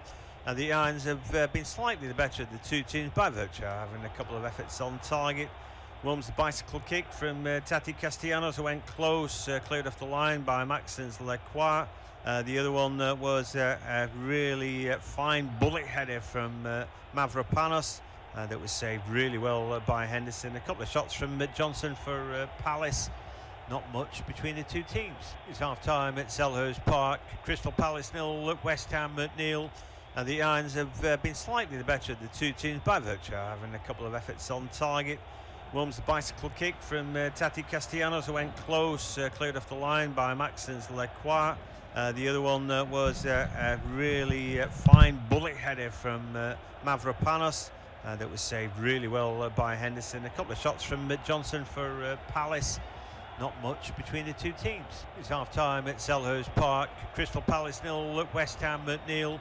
And the Irons have been slightly the better of the two teams by virtue of having a couple of efforts on target. Wilms, the bicycle kick from Tati Castellanos, who went close, cleared off the line by Maxence Lecroix. The other one was a really fine bullet header from Mavropanos that was saved really well by Henderson. A couple of shots from Johnson for Palace. Not much between the two teams. It's half-time at Selhurst Park. Crystal Palace 0, West Ham 0. And the Irons have been slightly the better of the two teams by virtue of having a couple of efforts on target. Wilms, the bicycle kick from Tati Castellanos, who went close, cleared off the line by Maxence Lecroix. The other one was a really fine bullet header from Mavropanos that was saved really well by Henderson. A couple of shots from Johnson for Palace. Not much between the two teams. It's half-time at Selhurst Park. Crystal Palace 0, West Ham 0. And the Irons have been slightly the better of the two teams by virtue of having a couple of efforts on target. Wilms the bicycle kick from Tati Castellanos, who went close, cleared off the line by Maxence Lecroix. The other one was a really fine bullet header from Mavropanos that was saved really well by Henderson. A couple of shots from Johnson for Palace. Not much between the two teams. It's half time at Selhurst Park. Crystal Palace 0, West Ham at 0. And the Irons have been slightly the better of the two teams by virtue of having a couple of efforts on target. Wilms the bicycle kick from Tati Castellanos, who went close, cleared off the line by Maxence Lecroix. The other one was a really fine bullet header from Mavropanos that was saved really well by Henderson. A couple of shots from Johnson for Palace. Not much between the two teams. It's half time at Selhurst Park. Crystal Palace 0, West Ham at 0. And the Irons have been slightly the better of the two teams by virtue of having a couple of efforts on target. Wilms the bicycle kick from Tati Castellanos, who went close, cleared off the line by Maxence Lecroix. The other one was a really fine bullet header from Mavropanos that was saved really well by Henderson. A couple of shots from Johnson for Palace. Not much between the two teams. It's half time at Selhurst Park. Crystal Palace 0, West Ham at 0. And the Irons have been slightly the better of the two teams by virtue of having a couple of efforts on target. Wilms the bicycle kick from Tati Castellanos, who went close, cleared off the line by Maxence Lecroix. The other one was a really fine bullet header from Mavropanos that was saved really well by Henderson. A couple of shots from Johnson for Palace. Not much between the two teams. It's half time at Selhurst Park. Crystal Palace 0, West Ham at 0. And the Irons have been slightly the better of the two teams by virtue of having a couple of efforts on target. Wilms the bicycle kick from Tati Castellanos, who went close, cleared off the line by Maxence Lecroix. The other one was a really fine bullet header from Mavropanos that was saved really well by Henderson. A couple of shots from Johnson for Palace. Not much between the two teams. It's half time at Selhurst Park. Crystal Palace 0, West Ham at 0. And the Irons have been slightly the better of the two teams by virtue of having a couple of efforts on target. Wilms the bicycle kick from Tati Castellanos, who went close, cleared off the line by Maxence Lecroix. The other one was a really fine bullet header from Mavropanos that was saved really well by Henderson. A couple of shots from Johnson for Palace. Not much between the two teams. It's half time at Selhurst Park. Crystal Palace 0, West Ham at 0. And the Irons have been slightly the better of the two teams by virtue of having a couple of efforts on target. Wilms the bicycle kick from Tati Castellanos, who went close, cleared off the line by Maxence Lecroix. The other one was a really fine bullet header from Mavropanos that was saved really well by Henderson. A couple of shots from Johnson for Palace. Not much between the two teams. It's half time at Selhurst Park. Crystal Palace 0, West Ham at 0.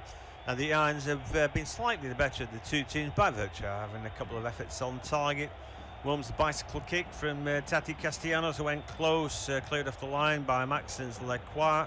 The other one was a really fine bullet header from Mavropanos that was saved really well by Henderson. A couple of shots from Johnson for Palace. Not much between the two teams. It's half time at Selhurst Park. Crystal Palace 0, West Ham at 0. And the Irons have been slightly the better of the two teams by virtue of having a couple of efforts on target. Wilms the bicycle kick from Tati Castellanos, who went close, cleared off the line by Maxence Lecroix. The other one was a really fine bullet header from Mavropanos that was saved really well by Henderson. A couple of shots from Johnson for Palace. Not much between the two teams. It's half time at Selhurst Park. Crystal Palace 0, West Ham at 0. And the Irons have been slightly the better of the two teams by virtue of having a couple of efforts on target. Wilms the bicycle kick from Tati Castellanos, who went close, cleared off the line by Maxence Lecroix. The other one was a really fine bullet header from Mavropanos that was saved really well by Henderson. A couple of shots from Johnson for Palace. Not much between the two teams. It's half time at Selhurst Park. Crystal Palace 0, West Ham at 0. And the Irons have been slightly the better of the two teams by virtue of having a couple of efforts on target. One was the bicycle kick from Tati Castellanos, who went close, cleared off the line by Maxence Lecroix. The other one was a really fine bullet header from Mavropanos that was saved really well by Henderson. A couple of shots from Johnson for Palace. Not much between the two teams. It's half time at Selhurst Park. Crystal Palace 0, West Ham 0. And the Irons have been slightly the better of the two teams by virtue of having a couple of efforts on target. One was the bicycle kick from Tati Castellanos, who went close, cleared off the line by Maxence Lecroix.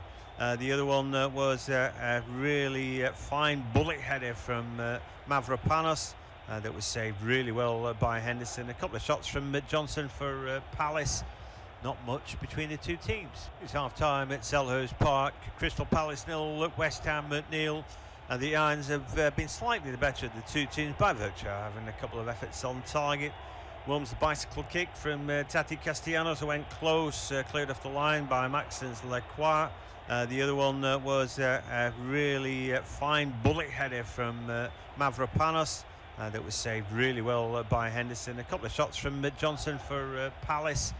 Not much between the two teams. It's half time at Selhurst Park. Crystal Palace 0, West Ham 0. And the Irons have been slightly the better of the two teams by virtue of having a couple of efforts on target. One was the bicycle kick from Tati Castellanos, who went close, cleared off the line by Maxence Lecroix. The other one was a really fine bullet header from Mavropanos that was saved really well by Henderson. A couple of shots from Johnson for Palace. Not much between the two teams. It's half time at Selhurst Park. Crystal Palace 0, West Ham 0. And the Irons have been slightly the better of the two teams by virtue of having a couple of efforts on target. One was the bicycle kick from Tati Castellanos, who went close, cleared off the line by Maxence Lecroix. The other one was a really fine bullet header from Mavropanos that was saved really well by Henderson. A couple of shots from Johnson for Palace. Not much between the two teams. It's half time at Selhurst Park. Crystal Palace 0, West Ham 0. And the Irons have been slightly the better of the two teams by virtue of having a couple of efforts on target. One was the bicycle kick from Tati Castellanos, who went close, cleared off the line by Maxence Lecroix. The other one was a really fine bullet header from Mavropanos that was saved really well by Henderson. A couple of shots from Johnson for Palace. Not much between the two teams. It's half time at Selhurst Park. Crystal Palace 0, West Ham 0. And the Irons have been slightly the better of the two teams by virtue of having a couple of efforts on target. One was the bicycle kick from Tati Castellanos, who went close, cleared off the line by Maxence Lecroix. The other one was a really fine bullet header from Mavropanos that was saved really well by Henderson. A couple of shots from Johnson for Palace. Not much between the two teams. It's half time at Selhurst Park. Crystal Palace 0, West Ham 0. And the Irons have been slightly the better of the two teams by virtue of having a couple of efforts on target. One was the bicycle kick from Tati Castellanos, who went close, cleared off the line by Maxence Lecroix.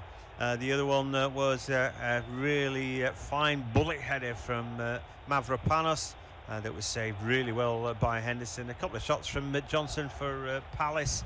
Not much between the two teams. It's half time at Selhurst Park. Crystal Palace 0, West Ham 0. And the Irons have been slightly the better of the two teams by virtue of having a couple of efforts on target. One was the bicycle kick from Tati Castellanos, who went close, cleared off the line by Maxence Lecroix. The other one was a really fine bullet header from Mavropanos that was saved really well by Henderson. A couple of shots from Johnson for Palace. Not much between the two teams. It's half time at Selhurst Park. Crystal Palace 0, West Ham 0. And the Irons have been slightly the better of the two teams by virtue of having a couple of efforts on target. One was the bicycle kick from Tati Castellanos, who went close, cleared off the line by Maxence Lecroix. The other one was a really fine bullet header from Mavropanos that was saved really well by Henderson. A couple of shots from Johnson for Palace. Not much between the two teams. It's half time at Selhurst Park. Crystal Palace 0, West Ham 0. And the Irons have been slightly the better of the two teams by virtue of having a couple of efforts on target. Runs the bicycle kick from Tati Castellanos, who went close, cleared off the line by Maxence Lecroix. The other one was a really fine bullet header from Mavropanos that was saved really well by Henderson. A couple of shots from Johnson for Palace. Not much between the two teams. It's half-time at Selhurst Park. Crystal Palace 0, West Ham at 0. And the Irons have been slightly the better of the two teams by virtue of having a couple of efforts on target. Runs the bicycle kick from Tati Castellanos, who went close, cleared off the line by Maxence Lecroix. The other one was a really fine bullet header from Mavropanos that was saved really well by Henderson. A couple of shots from Johnson for Palace. Not much between the two teams. It's half-time at Selhurst Park. Crystal Palace 0, West Ham at 0. And the Irons have been slightly the better of the two teams by virtue of having a couple of efforts on target. Runs the bicycle kick from Tati Castellanos, who went close, cleared off the line by Maxence Lecroix. The other one was a really fine bullet header from Mavropanos that was saved really well by Henderson. A couple of shots from Johnson for Palace. Not much between the two teams. It's half-time at Selhurst Park. Crystal Palace 0, West Ham at 0. And the Irons have been slightly the better of the two teams by virtue of having a couple of efforts on target. Runs the bicycle kick from Tati Castellanos, who went close, cleared off the line by Maxence Lecroix. The other one was a really fine bullet header from Mavropanos. Yeah, right, we're underway for the second half, and we'll be hoping for goals. As a neutral, you want to see something hit the back of the net. I think that's Pino's gone down almost immediately. No, it's not. It's Strand Larsen. Dizazi Tuni's gone, just stood over him. Was a bit baffled by that, but anyway, let's take a look at what happened. Well, he clearly caught him there. Elbow into the back of his neck as he comes in. Strand Larsen sees him coming there, and I don't know. He takes a look at Dizazi, shakes his head. Jurgen Strand Larsen, but he'd be all right. And the referee gave nothing for that, so just a throw in. And West Ham some defending to do, but didn't do a good job there as the ball sliced out. That means Munoz will give the ball to Chris Richards, who has a prodigious long throw. Palace haven't really got going. They haven't mustered a shot on target in this game so far. But can they do something now? Richards long throw, but he only finds Castellanos, and then Juve able to run the ball out. Munoz gets just a touch, but turns the ball away from him, and it will be a throw. West Ham just pegged inside their own half at the corner flag right now. There's a long throw from Juve there, nodded back where it came. And then Brennan Johnson spoons it up in the air. Strand Larsen having a fight, loses out, and the ball slightly overrun by Munoz. Yeah, they just haven't quite got going. I'm sure Oliver Glasner will have had one or two words to say. It's not obvious why it's not working, because I think Pino looks like he's playing well, and we're saying that Johnson got involved. Yeah, Johnson got involved, didn't he? Maybe less so since the yellow card was picked up by the Welshman. But he, of course, had that free header inside the box, then had that good shot that went round the corner from the edge of the area. That chance was created by Pino, who, as you mentioned, was lively as well in that first 45 minutes. I thought West Ham grew into the game a little bit more. Crystal Palace had more possession sort of in that first maybe half an hour, but when West Ham saw more of the ball, they looked more dangerous. Bowen grew into it after a slow start. Somerville was good. Pablo's tried, hasn't he, but he's not really got involved. Castellanos with a couple of efforts as well, and they've looked dangerous from set piece, West Ham. Yep. They might end up looking to the bench, both these two sides. You know, Mateta, Sarr, obvious players to bring on. Devaney's not bad. Probably a bit less obvious for West Ham, although we'd already mentioned Traore in the first half. Callum Wilson on the bench as well, and yeah, he'd be somebody perhaps you'd think about. Anyway, we're 0-0, and we're hoping for a little bit better, a bit more goal-mouth action perhaps. It was West Ham had come the closest, 2 efforts on target, 1 good save from Henderson, the header from Mavropanos, and a bicycle kick was blocked off the line by Lacroix. And Mateta warming up.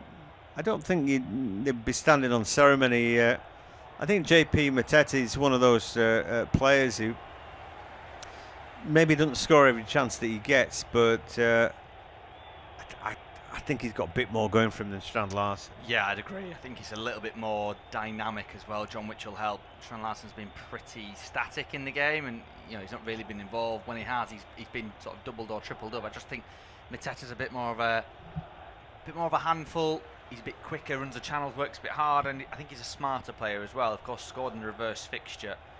Does like scoring against this opponent. Right then, good work by Jared Bowen, who's won West Ham a corner.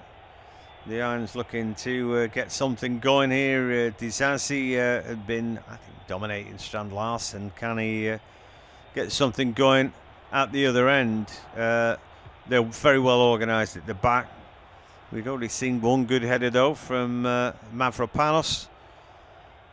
Bowen puts the ball in, headed away at the near post. That's a good ball, comes steepling in, and Camvo there dealing with a difficult ball there, puts it straight back out.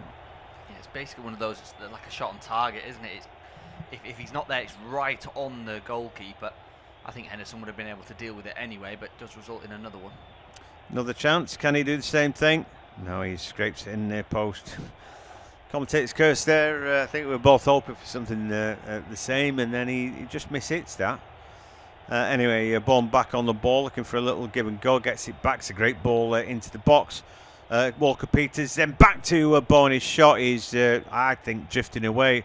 It hit Will Hughes on the back anyway, and now Palace, can they clear their lines? No, they can't. The ball breaks for Fernandez, and now Carl Walker-Peters again. What's his cross like this time? It's not the worst, it's not the best either. And a bicycle kick keeps it alive from Jared Bowen. Into the box it goes, and Palace just about clear their lines there. Some clever play and all that. Bowen's got stuff, hasn't he? You can't count him out really. He always counts himself back in. Yeah, he's done brilliantly there to create that chance initially. As you said, the shot's going off target, isn't it? I think he regrets it as soon as he does it, because it's not the right effort. I think he either needs to take a touch and then try bend it round Will Hughes, hit it towards that near post, or pass it. He sort of hits it towards the far post, and in the end it hits the Palace man. Dizazi takes the ball off Strand Larsen, and play stops. They've got to go back all the way to Hermansen. We've hardly mentioned him today. There's Fernandez, just a tricky ball for Somerville, and he ends up fouling his man. Yeah, Fernandez, just not the right ball really, and good job keeping the ball in then, but the next thing's a foul on Munoz, not quite what was required.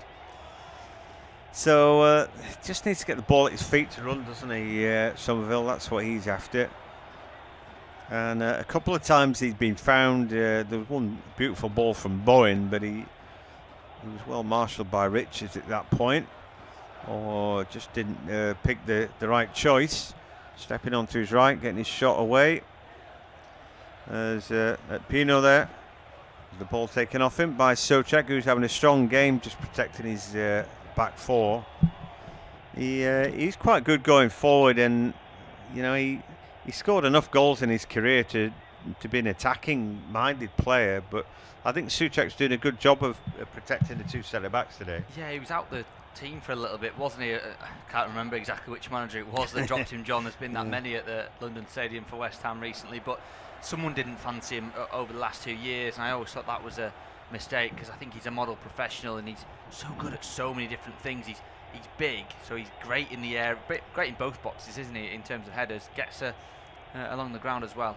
Here's Pino, puts the ball right across the face. That's good defending by Walker-Peters, because Tyreek Mitchell is getting ready to pull the trigger there. Yeah, I'm impressed by that. It's the liveliest they've looked in this second half, Crystal Palace. Good ball in, but Yeah, just needed dealing with Tarek Mitchell, as you say, steaming in at that back post. But yeah, on Thomas Souček, great in both areas, good with the ball at his feet, scores goals, strong in the challenge, reads the game well. Seen that already, didn't we, when Brennan Johnson nearly went through and he had to cover for his defender. Yeah, that might have been a ball from Brennan Johnson, actually, Pino in the middle, but it was Mitchell who was the intended target. The ball comes in headed away by Bowen at the near post from that corner kick. Leaves a lot to be desired, that. Anyway, Richards now on the ball, and Palace trying to get something going. The crowd look painted on, don't they? Look like a Lowry painting in the background. Need something to get their teeth into, as Will Hughes is on the ball, and they'll be hopeful that they can have a victory. All their Christmases come up once last year, but here they've got round the back. Johnson's ball in is a shocker. Well, their fans behind the goal applauding the effort there, but it wasn't a good ball from Brendan Johnson. He looked up and then he found the wrong ball. Yeah, if you're going for that sort of pass, John, it needs to be along the ground, I think, make it a little bit more difficult for the goalkeeper. This one's right in his hands, but Crystal Palace having a good moment.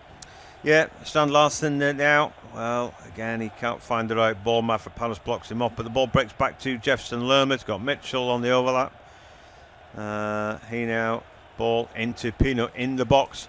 Little drop of the shoulder, and then Walker Peters goes down like he's been flattened, but I don't think there was any real contact there. We beat the first man, didn't he, Pino? Just couldn't beat the second. Yeah, it's a good foot in there from Walker Peters, who is a good defender. Yeah, Pino's had a decent game. A little bit more from some of his teammates, but yeah, it's been a good sort of 5-minute spell for Crystal Palace. Thought they started the second half a little bit flat. West Ham, of course, ended the first half the better of the two teams. Maybe it just took a little bit of time for Glasnow's half-time team talk to do its business. Yeah, well, you know, I think that Glasnow there just off the bench applauding his team. I thought initially at Palace, I thought, well, listen, you know, anybody should be getting a tune out of a team that's got Elise and Eberechi in them. And when they were both fit, I thought, well, they're bound to do okay. But subsequently and after that, I thought he's really proven that he's a good manager. Bowen puts the ball into the box. There's an opportunity, and the shot comes in from Pablo. That's blocked away at source. I think it was a wrong decision there. But anyway, Strand Larsen lays the ball back to Pino. He's stopped in his tracks almost by Souček. And then a good ball into midfield. Pino now to Munoz at the edge of the area. What can he do? Delivers the ball to far post. Strand Larsen can't quite get there. Good defending, Mavropanos. And that's gone out for a corner. Yeah, really well read there by the Greek centre-half. He doesn't actually know 100% that Strand Larsen's there right until the last second, and that's when he makes the decision just to put his head in potentially where it hurts. It's really good from him. Strand Larsen's done well. That's probably the best we've seen of him, isn't it, in the game so far? Yeah, so feeding off scraps, really, Jurgen Strand Larsen. But anyway, for the Eagles, the last corner was a joke, really. Headed away at the near post by the first man. Even smaller first man at the near post now with Somerville there. Anyway, the ball goes to the far post and it's immediately headed away by Diouf. Back through the box and Tarek Mitchell. And then Will Hughes just prods it up in the air. But he finds Pino. But then his pocket's picked by Bowen. He's ever such a clever player. Bowen now drops his shoulder. Can he beat his man? No. Tarek Mitchell does really well, runs the inside track on him and takes the ball off him, and then Lerma just rides the challenge of Pablo. Now the dangerous Pino on the ball at the edge of the area. Little sort of stub toe ball into the box there, didn't work out, but now the ball breaks to Munoz, and then Hughes, drop of the shoulder, he was being fouled, and frustrated there Tati, but yeah, it's just a good first touch from Will Hughes that bought the decision there. Yeah, just seen a stat there, by the way, about Crystal Palace. Since they returned to the Premier League in 2013-14, this game was the 313th time that they failed to score in the first half. So I think it's around 70% of games, which is unbelievable, isn't it? Well, yeah, they're not impressed with that, and they're going to make a triple change. They've heard you. I wouldn't have taken Pino off. I think he'd been playing well. Strand Larsen, well, I think we both think you bring on Mateta. Looks like Sar's coming on. Yeah, I think it's fairly understandable. Kamada is the other one coming on for Will Hughes, who's done pretty well. Kamada just fresh legs. So there we go. It's weird really, because they just look like they were getting on the front foot, but I guess it doesn't hurt to bring on fresh legs in. Make all these changes at once. No, I think it's a smart decision. I think they were in a good moment. I'm not 100% sure about the timing. I maybe would have given it another 5 minutes just to see if momentum swings, but maybe they want to take advantage of their momentum, bring on the fresh legs and see if they can build on it. And I like the changes as well. The three that are coming on are good players.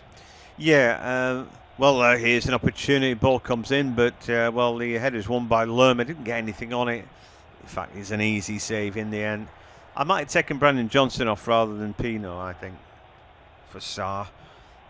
That might be in it. Don't forget he's on a yellow card. Yeah, it does seem strange that actually now you mention it. John, he's been quite quiet as well in the second half, hasn't he, Johnson? Yeah, he's put one ball in that was a decent ball to try and find Tariq Mitchell. Anyway, Sarr try to close down Dizazi, can't get that done. Ball breaks back to Dizazi now, and he gets it out of his feet. Fernandez now looking for a ball over the top. It's a good ball that to Bourne. First touch is good, but Canville watches it, takes it off him. Bowen wins it back, and he can lay it back now to Carl Walker-Peters. Somebody's shin pad's flown off. In fact, it's boot for Jared Bowen. Ball into box. It comes off for Richards as like a 50-pence piece, and he's still not being cleared. Then a silly foul from Pablo, and he's just having a nothing game. I think. For me, if I'm Nuno, I'm looking to replace him. Yeah, Nuno persisting with him starting games, John, in the recent weeks. But I mean, that's a silly chance. He's not even looking at the ball. He goes straight into the back of Lerma, who, to his credit, has got eyes only for the sky where the ball's coming from. It's really silly challenge, and he can't have any defence of himself there, the Brazilian. No, not at all. Yeah, it's weird. I think he's pinned his close to the mast for Brazil, but he's actually Portuguese, isn't he? So, anyway. Either which way, off this show, he's not getting in either of the national teams, is he? Anyway, Munoz round the back, and he puts the cross in. Oh, a bit of a juggle there by Hermansen. And in the end, he just regathered it and bowls the ball out. And then the ball spun round the corner by Pablo, but he can't find Tati. And Henderson launch it long and up the field. Game getting a bit stretched now, isn't it? But, well, Pablo there, not to know, on the half turn, on the pirouette, headed the ball straight out there, and that will give Palace a throw, but I'm pretty sure they'll be looking to replace him. Yeah, I mean, the stretch, the better for the neutral, really. It's been a tight game for the most part, but I think the second half has certainly been a little bit more end-to-end. I think I'd be bringing on Callum Wilson, you know, and putting Tati in behind him. I think that he's definitely still got something, hasn't he? Other than that, you maybe looking at Traore. Yeah, well, we saw something different from Traore. You mentioned in that game against Leeds in the FA Cup quarter-final. We're so often used to seeing him just chasing balls over the top, aren't we? But he had a little bit more about him, played with it a little bit more, dribbled with it a little bit more. So I'd be excited to see if he could come on. And as you say, if you can bring him on in that number 10, can he affect the game? But yeah, I wouldn't be surprised to see Pablo go off. Anyway, for the moment, they're trying to wriggle around the back with the Diouf. Lacroix comes across and takes it off him. Beautiful stuff. Lerma, he's got that ball, hasn't he, with the outstep of his right boot. Very nice pass that. Yeah, maybe the only criticism, though, could he have gone forward there? A little bit safe, wasn't he, to go backwards? Yep, kept the ball, but then they'd lost it. Fernandez on the ball. It's a better ball for Carl Walker-Peters. Sends him into space, and then now the ball to Bowen. Campbell comes across, that's brilliant from him. Steps over, buys himself some time, lays it back to his captain. Then the next ball won by Dizazi. Pablo's done well there, wins the ball. Mateus Fernandes at the edge of the area. Can he get something going here? Somerville runs into the box and runs offside. Souček will recycle it. And the ball now with Diouf. Long ball comes in. Well, the header again is won by the rear guard, and they've defended pretty stoutly today, Palace. I thought he could have brought that back for the free kick, John. He plays on because it goes out towards Juve on that left-hand side, but it comes in and it's headed away. It's maybe 3 seconds after the foul's gone, and I know that advantage is to the referee's discretion in terms of how long it is, but I just didn't see much advantage there. No, I agree with that. But anyway, not having to do too much today, is he, Darren England? Game's sort of doing itself, really. We've had the odd clash of heads and all that stopped time, and a 4 minutes added time at the end of the first half, but really the game's been quite fluid. I would say, though, it does look like a sort of bottom half a game, this, really, with all due respect to both the two teams. They're both not bad. There's a little step over here from Somerville, and then a slip. Here's a chance now for West Ham. Into the box they go, and eventually, they just run out of racing room. Castellanos can't believe his luck there. Again, some brilliance from Somerville. He beats 3 challengers, and then he's herring forward. The ball into the box, picked off by Lerma, then he slipped. Yeah, it sort of sums the game up, really, doesn't it? It's so nearly a big chance. It's so nearly something really, really exciting. It's great from Somerville to create it. Then there's a slip from Lerma, as you say, who we were just talking about, usually so cool and composed in possession. And Castellanos then himself falls over. So it's all a little bit of sort of coming together and a little bit unorthodox from both teams. Tyreek Mitchell now on the ball, but he's held up by Walker Peters. He goes back to Daichi Kamada. And then for Lacroix, rolls the ball through the middle at Lerma. Good ball out to the right. Munoz chance for a cross. What's the cross flank? Decent. Looking for Mateta. Oh, and they've got lucky there. Bone looking to win the ball. And Canvo very strong again. Having a good game, the youngster. He picks the ball up. And some right old battles going on across the field, aren't there, really? And at times we're seeing Bowen being successful. At times Canvo.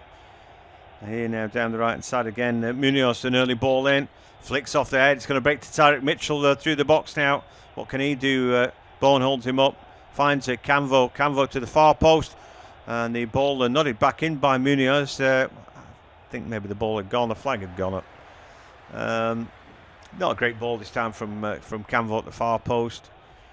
But this game could easily be 1-0, couldn't it? I mean, it's teetered on the brink, and we're certainly getting a lot more excitement as the two teams tire. Yeah, absolutely. I think the changes have helped, albeit, Mateta not really been involved, nor has Sarr, but I just think that the fresher legs have asked questions of the West Ham defence, and it's just sped the game up a little bit, I think.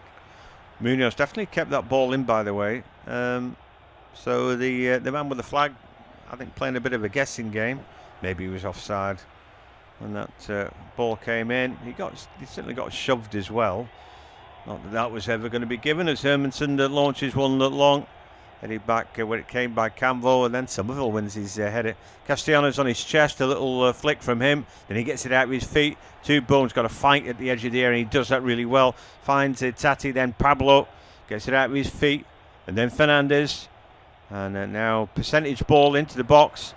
And did Canvo get any head on that? If he did, it's a corner. If he left it, then it ain't. But I don't know what they've given here. Yeah, I mean, there's a sheepish look on Canvo's face, and the West Ham players are adamant that he takes a touch.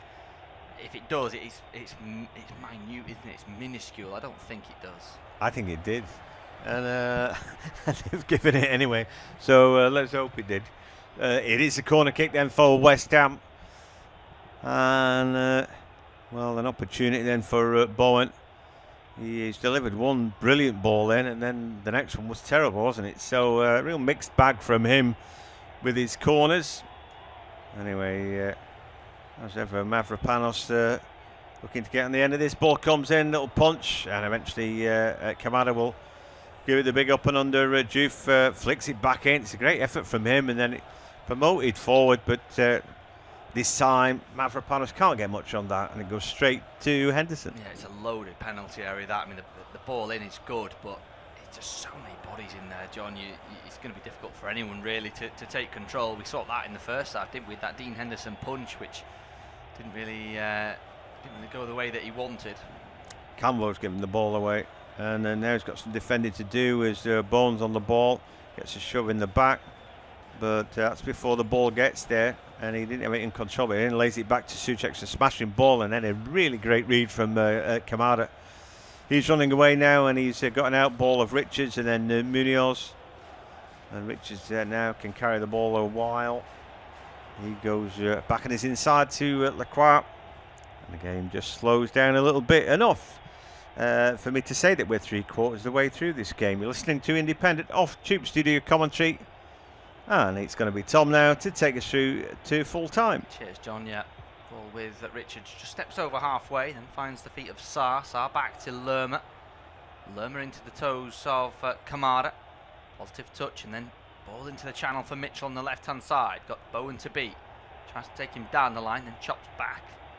Mitchell then into Kamada once more. Souček comes across to deal with him. Kamada switches play into the centre for Maxime Lacroix.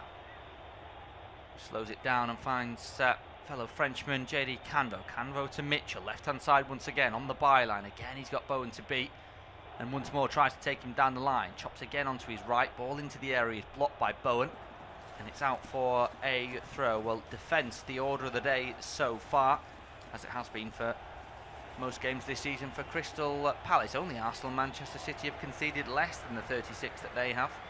And as of late, conceded just 4 in the last 6 in all competitions, including 3 clean sheets. And an opportunity for the Eagles to go in front here with a long throw. Lerma's gone across to take it, as the penalty area is loaded, full of red and blue striped shirts. Lerma takes a short run up, lofts the ball into the area, the heads go up, it's up from Castellanos, away from Somerville. Fernandez battles for it, Canvo wins it though, then it's into the air from Munoz. Juice gives chase, Mateta barges him over. Here's Sarr inside the box, round the corner, back to Mateta. Byline, ball into the area, flicked away by Disasi. Somerville gives chase, as does Richards. Neither get there, out for a throw. Mateta's not the one you want crossing, is he, in that position? No, not really. Not off the looks of that cross anyway. It was a bit flat, wasn't it? And just didn't get underneath it. I think it was just going for power there. But yeah, we've scarcely seen a good cross, haven't we? The one good ball was met by Mavropanos, and that brought a save from Henderson. That's the first half and a long time ago. But we've really been starved of clear-cut opportunities for either of the two teams. It was opening up a little bit, but again, both teams are desperate. At the moment, I'm thinking it would be a good point for West Ham, really. But at 0-0, you hope you can nick a goal and get all 3. It wouldn't be a good point for Wolves. They'd go down if the result stays as it is. Only a Crystal Palace win keeps them up, albeit, of course, it would be temporarily. Ball cleared long by Hermansen. That's straight out of play. He was aiming for Somerville just in front of the 2 dugouts. He goes into the dugout over the head of the former Leeds man. Looks like Callum Wilson's getting stripped and ready for the visitors. 72 minutes on the clock. Crystal Palace 0, West Ham United 0. The point for West Ham, of course, as I mentioned, as well as relegating Wolves, will put them on 33 points. So just a 2-point gap then above Tottenham Hotspur. That's a failed clearance to Fernandez from Henderson. Round the corner to Somerville. Corner of the box on the left-hand side. Fernandez on the overlap. Ball into the area is blocked. Second bite, though, doesn't get blocked. It's cleared away now, though, by Crystal Palace. Here comes Sarr. Burst of pace from him. He's only got Mateta in front of him. Slows things down under pressure from Juve, who'd just been pulled out of position. Mitchell takes it and strides over halfway. Dinks it towards the far side. Disasi wins the header. And he had to as well in front of Kamada, because there was an overload on that far side. He hit 73 minutes. Crystal Palace 0, West Ham United 0 for Crystal Palace. The point puts them on 43. It wasn't too long ago, John, that they were in that relegation battle, you'd say. Yeah, it's right. And just as you know, they looked a little bit dicey, then they pulled it all back together again, didn't they? And got a few results and made it safe. And then they could enjoy, you know, going to the likes of Tuscany and playing in Europe. I know a fan who went, had a good couple of days in Florence in midweek, you know, and those things are not lost on the Palace faithfully. It might be a disappointing season, but they're still going in Europe, and you know, going to great outposts like that, it's you know, a season to remember, just like last year was. Yeah, they'll face Shakhtar Donetsk in the semi-final of the UEFA Conference League. As the ball's out of play on that far side for a long Lerma throw once more into the area, high towards Lacroix, won by him. Goalkeeper comes, Hermansen gets it, plucks it out of the sky, looks for an option immediately, has to stride past the number 11 in Brennan Johnson, then overhand throws it towards the far side for Juve. Somerville to Fernandez, back to Juve, first time away from him, over halfway looking for Pablo. Pablo unmarked, he's able to find Castellanos. Those two again knock it between themselves. Now it's centrally for Fernandez, just inside opposition territory. He switches play out towards the near right hand side, and then the ball into the area, looks a dangerous one towards the back stick. It's flicked away though by Crystal Palace, up towards Mateta. Souček takes it off his toes. Fernandez wins the header unchallenged, then Duke forward under pressure. Back and forth between the two sides at the moment as neither can bring it under their spell. Then there's a foul by Juve on Sarr, that'll be a free kick. Quarter of an hour remaining, Crystal Palace 0, West Ham United 0. No changes just yet for West Ham. I think we're going to see one in a moment or two as Callum Wilson looks to be ready to come on. Yeah, like I said, I would take Pablo off. Anyway, I'm just thinking about Crystal Palace and their travels, because obviously they're not playing in Ukraine. So instead, they go to Krakow. Pablo does come off and Callum Wilson come on, so you didn't really need a crystal ball for that. Krakow is ranked among the top most affordable and beautiful cities in Europe. So after Florence, Krakow, not bad at all. Yeah, I've been. Very nice place. Very clean, yeah, very modern. Of course, a lot of history there, a lot of culture. I'm sure the Palace fans will soak that up. Maybe before the big game. Here's Fernandez. Infield to Souček, round the corner to Somerville.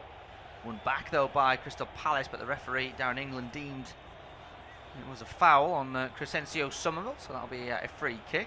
They're not messing about with him today, are they? When they can, they're making a mark on him and leaving one in on him, aren't they? I guess that's always going to happen to him in his career, but just seem a bit of a shame anyway. He got up pretty quickly there, he's ready to go on. Good foot in there from Mitchell, finds Johnson. Johnson forward to Mateta, corner of the box on the left, on the byline. First time into the area is a dangerous one. It was fizzed in by Jean-Philippe Mateta. Hermansen there though, behind it. We've seen that sort of Palace move a few times in this game. It's the crossing, isn't it, that's letting them down. It's that final ball. I think Sarr got goal side there, and I think the other thing is that Mateta knew he needed to play the ball quickly, and in doing that, it's so close to being a good ball that if he gets it right and it's a matter of inches, then he's nodding that one in for 1-0. So yeah, that was a close run thing, I think. 76.5 minutes gone. Crystal Palace 0, West Ham United 0. This game remained goalless, so will there be a winner in it? Here's Walker-Peters to Fernandez, back to the edge of the area for Mavropanos. He switches play out towards the chest of Juve. Of course, he's waiting to find out what's going on with the AFCON final.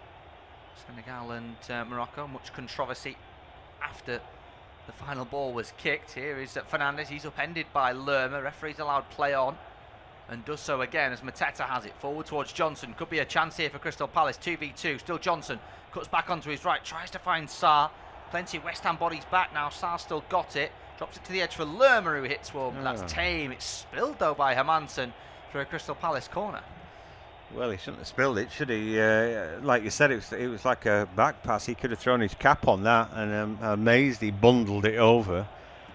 Yeah, it was a good break, that, wasn't it? And then Johnson just sort of bailed out of trying something. I thought sometimes you abdicate responsibility, don't you? But I felt he had enough time to try something of himself there. I don't know why Hermansen's gone for that. He's always going wide, that one, John. Yeah, he could have left it, couldn't he? A weird thing to do. Anyway, change going to be made. That was last shot for Johnson to do something, and Devaney comes on. Justin Devaney's played quite a lot this season. Yeah, the young Justin Devaney on for the booked Brennan Johnson. That remains the only yellow card of the game so far. West Ham away at Palace this evening remains 0-0. 78 minutes on the clock. Palace corner though on that far side. Devaney comes on. His first interaction will be to take the corner. Is he a West Ham fan? He's indicating something with the 2 forearms crossed over his head. Ball into the area towards the back post. The goalkeeper's down. The referee didn't blow his whistle. The ball bounced out for a goal kick anyway. So whatever was being indicated from the training ground didn't have the desired effect.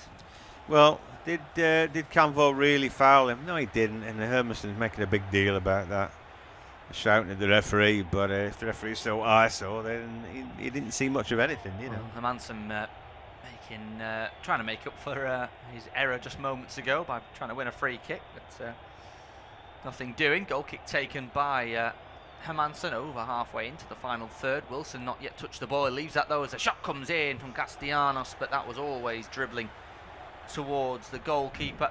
It's a comfortable save for Dean Henderson. You know what? I don't know whether I got lazy, but I've not written anything down second half, and I think it's in a sense it's been a bit more exciting and open, but we're getting nowhere closer to getting a goal, are we? Mavropanos could provide one here, but that ball behind Somerville is intercepted. Here's Richards, strides away from the challenge or the pull of Castellanos. Richards, the American, on towards the far side for the Colombian. Munoz back in field now for Lerma. Maxine's Lacroix. About to hit the final 10 minutes of the game, still 0-0. Here's Devaney, first touch in open play, finds Mitchell, ball into the area at the front post. He's flicked away by Mavropanos. Mitchell on the rebound. Here's Kamada. Kamada moves centrally, plenty of room towards the edge of the box, goes to Mitchell on the left instead. Deep ball into the area, blocked by Jared Bowen. Out for another corner to Crystal Palace. Well, they've got to be careful here, keep giving away corner kicks. We haven't seen any that are particularly good today, apart from one from Bowen in the first half, but keep giving them an opportunity. And they have got big guys. They've got 3 centre-backs and now a great big hulking striker as well as Sa, who's not small, is he? They've got lots of targets to hit. Corner will be from this near left-hand side. It's an in-swinger towards the front post. The heads go up away from Souček. Munoz goes to give chase. Fernandez, though, wins it first. And he's got away from Munoz as well. Forward he comes into the path of Wilson. Wilson's isolated on halfway and he's been dispossessed by Kamada. Kamada was pulled to the ground, but he's able to regain his footing to play the ball to Devaney, who has to go backwards into his own territory for Mitchell, then Canvo, and now Lacroix. Richards leaves it for Munoz on the far side. 81 minutes played. Crystal Palace 0, West Ham United 0. Those games coming thick and fast at this stage in the season. Next up for Crystal Palace, a trip to Anfield to face Liverpool at the weekend, and West Ham will host the other team from Liverpool in Everton. Of course, those two coming off the back of the first Merseyside derby at the Hill Dickinson Stadium. A 2-1 win for Arne Slot's side.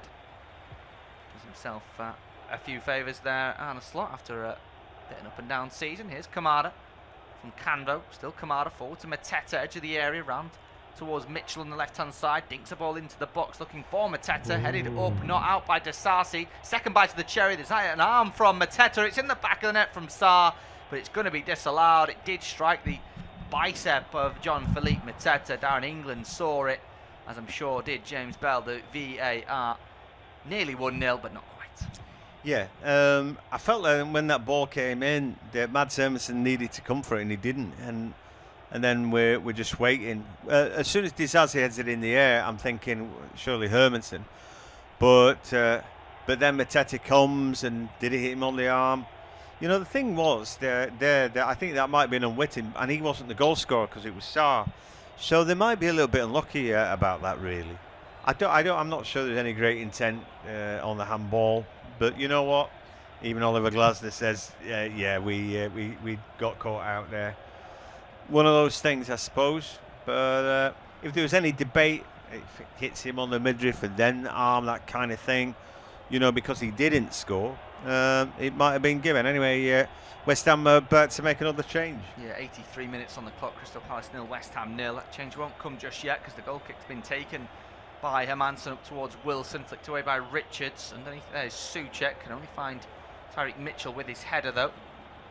Philippe Mateta has it taken off his toes by Mavropanos. That's a good switch of play from Fernandez to Diouf. He strides forward into a little bit of real estate, beats one. Can he be the second? Ball into the area as a poor one over here and out for a goal kick. He never looked. He never looked once. He just had his head down. How do you know?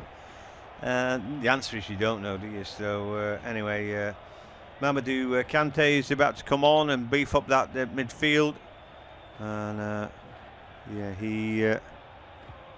he comes on for Castellanos, who has worked hard. I'm a little bit surprised at that. Maybe that just means that Bowen or Souček or, I mean, even Mateus Fernandes could go further up the field. So yeah, just a little bit surprised. I thought he played all right, Tati. Not his day today, though.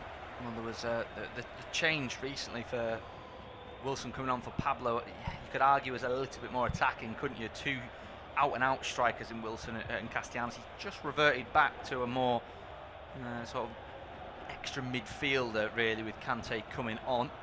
Maybe that just says where Espirito Santos' mind is. But here's Mitchell for Palace. Ball into there is a low one away, though, from Mavropanos. Out for a throw in the left-hand side, where we've already seen Lerma can cause problems. And he will now come across to take this. Left to him by Tyreek Mitchell. Just over 5 minutes of normal time remaining. Can't imagine we'll have many added on, given the way that the game has gone. Lerma with the ball in hand. Bit of a pump fake there from Lerma. Nearly sold me, and it nearly got me. Second time of asking, it does come in towards that front post, away from Kante, and then the referee's blown his whistle, a foul on Walker-Peters. And free kick to West Ham United, 0-0. Yeah, all a bit of a waste of time. Chris Richards didn't do much there, did he, really? Breathed on him. And he was happy to feel any kind of touch at his back and go down. Darren England getting a bit shirty now. They just grabbed a yard or two. Been a pretty easy game to referee, I think, hasn't it, from Darren England's perspective. If he was a sort of up-and-coming, one of those coming up from the Championship, this would be an ideal first game, I think, wouldn't it? Two teams with things to play for, really. Crystal Palace 6 points off European places and a game in hand as well before today. And West Ham, of course, will take any point that they can get, and they're getting one at the minute. But the game hasn't really been played with any sort of battle or fight. It's been two fairly solid defences that have cancelled each other out. But here's Somerville, left-hand side, tries to flick it into the path of Juve. Played away by Devaney, but it deflected into the feet of Thomas Souček. Fernandes then finds Walker-Peters. He tries to poke it down the line back to Fernandes, who's made a good run. That's drawn Cambo out. And now here's Bowen. Dinks ball towards the back stick where Callum Wilson's lurking. Tries to bring it down. Munoz off his toes. Only as far as Juve, who hits one from distance. That's never troubling. That's out of play. And it'll be a goal kick. Yeah, I think it was a really good cross from Bowen to the far post, wasn't it? Wilson did his best, but Munoz there, really quick feet from him to clear his lines. Then a terrible effort from Juve. He's had a funny game, hasn't he, Juve? Some good bits of play, but all too often the final ball from him has been a shocker.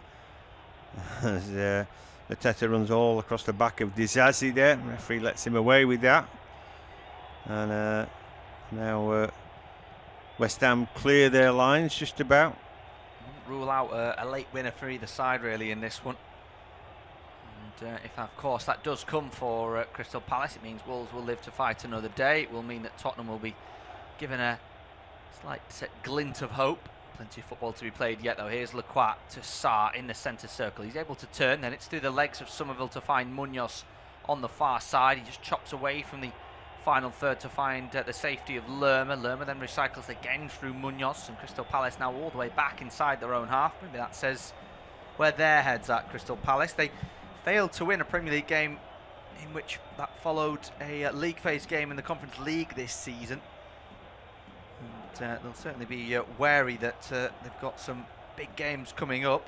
Kante tries to switch play towards the far side. Away though from Munoz. Header won by Canvo.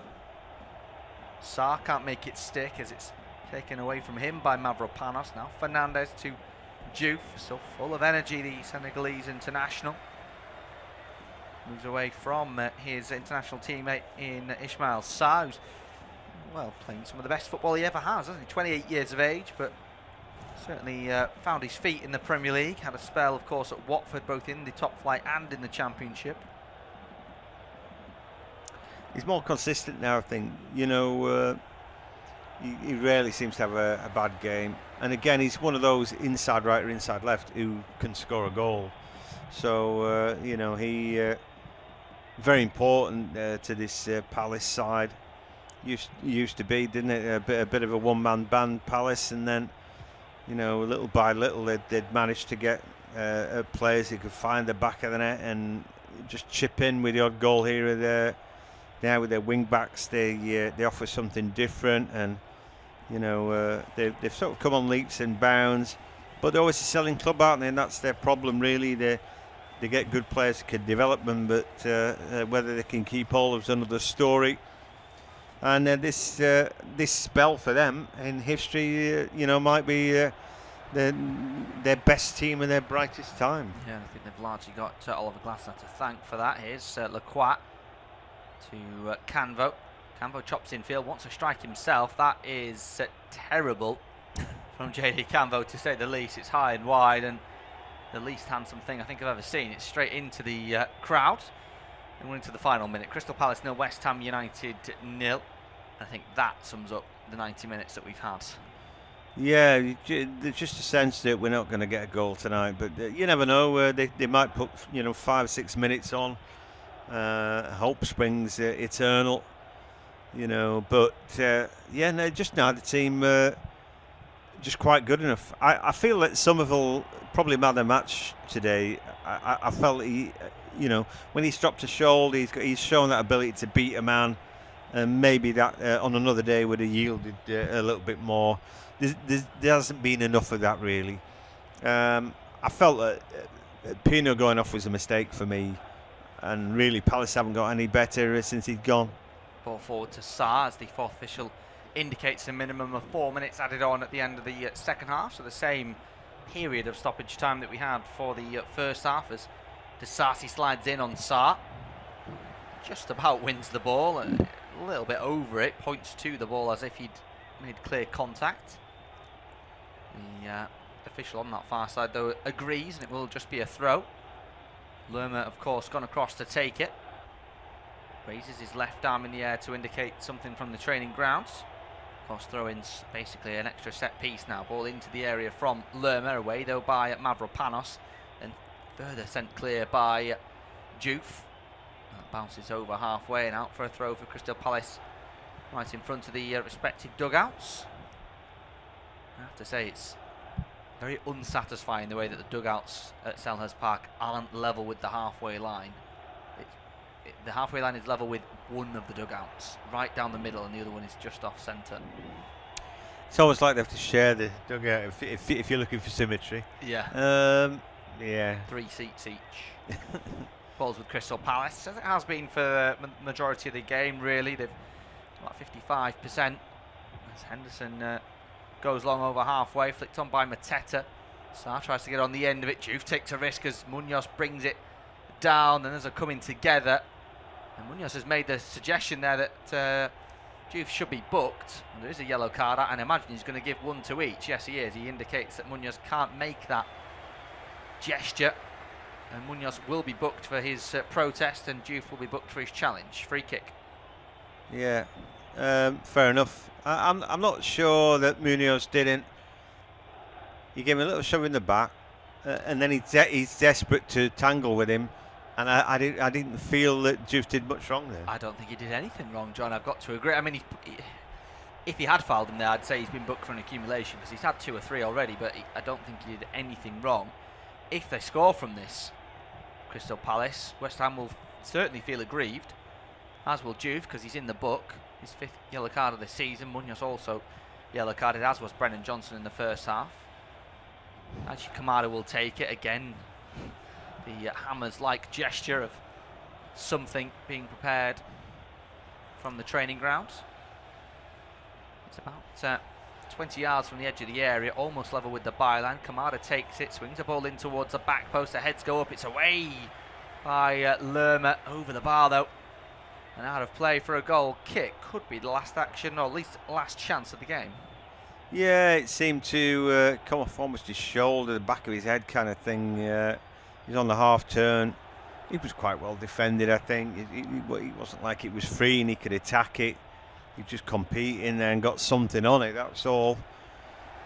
What West Ham would give you for one lasted sight that, hits the back of the net, but here come Palace. Here come Palace with Devaney, then goes backwards over halfway to his fullback Mitchell. He tries to switch play towards the far side for Munoz. So point apiece as it stands with just 30 seconds remaining. You've been listening to Off-Tube Independent Studio-based commentary as Canvo has it inside his own half to Richards now, under pressure from Somerville. Munoz, poor ball forward, is flicked away by Wilson. Can West Ham break late on as Kante gets there, strides over. Here he comes, Kante on the right hand side, bursting forward is Walker-Peters. Still Kante inside the box, uses Walker-Peters. West Ham trying to clear it towards the back post. It's flicked away by Crystal Palace. Strong challenge comes in from Kante. Referee allows play on as Souček swings the ball in. It's off Maxime Lacroix, and it's going to be a late corner to the Hammers. Yeah, I thought there was going to be a free kick there. Kante's challenge in the box, but anyway, Mitchell steps across and he got caught, didn't he? I felt that was an obvious free kick that was missed by the referee. And again, if this corner kick hits the back of the net, then Palace will be the ones having a moan. Over 4 minutes have been played. Down in England indicating something from VAR. Not entirely sure what would have been checked. Certainly wasn't a red card challenge. Corner though for West Ham. Jared Bowen will swing it in. He's had a couple of dangerous ones and a couple of flat ones. What will this one be? Souček's up there from the back. As is Disasi. Bowen then swings it in. It's a light one towards the back post. Flicked towards goal by Disasi, but away from Kamara. Sarr underneath it. He was about to clear the ball, but he doesn't need to because the referee has blown his whistle. Well, that will relegate Wolverhampton Wanderers, and it won't do too much for West Ham United nor Crystal Palace after a rather balanced 90 minutes. It ends Crystal Palace 0, West Ham United 0. Thanks for joining us.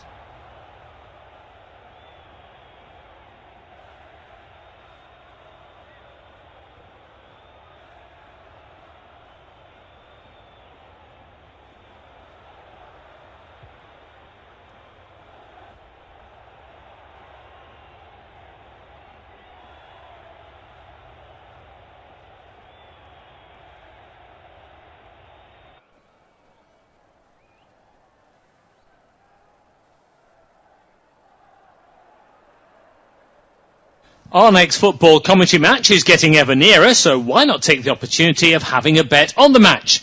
Whether you're interested in betting on the match result, the first player to score, the last scorer, correct score, double result, total goals market, handicap betting, or any other of our exciting market, it's fun to be involved.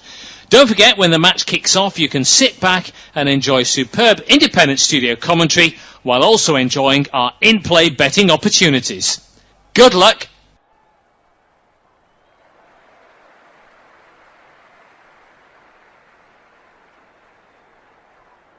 Our next football commentary match is getting ever nearer, so why not take the opportunity of having a bet on the match?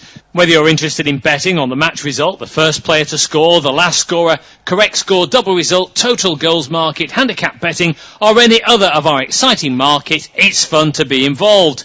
Don't forget, when the match kicks off, you can sit back and enjoy superb independent studio commentary while also enjoying our in-play betting opportunities. Good luck.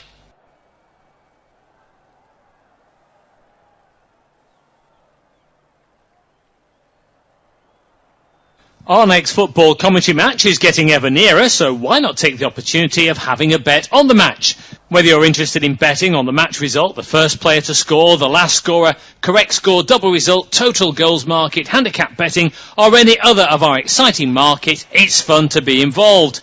Don't forget, when the match kicks off, you can sit back and enjoy superb independent studio commentary while also enjoying our in-play betting opportunities. Good luck.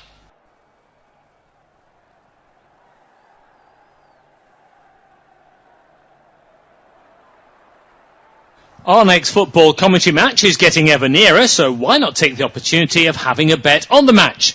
Whether you're interested in betting on the match result, the first player to score, the last scorer, correct score, double result, total goals market, handicap betting, or any other of our exciting market, it's fun to be involved. Don't forget, when the match kicks off, you can sit back and enjoy superb independent studio commentary while also enjoying our in-play betting opportunities. Good luck!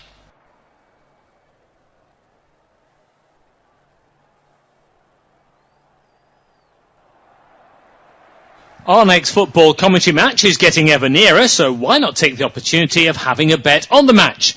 Whether you're interested in betting on the match result, the first player to score, the last scorer, correct score, double result, total goals market, handicap betting, or any other of our exciting market, it's fun to be involved.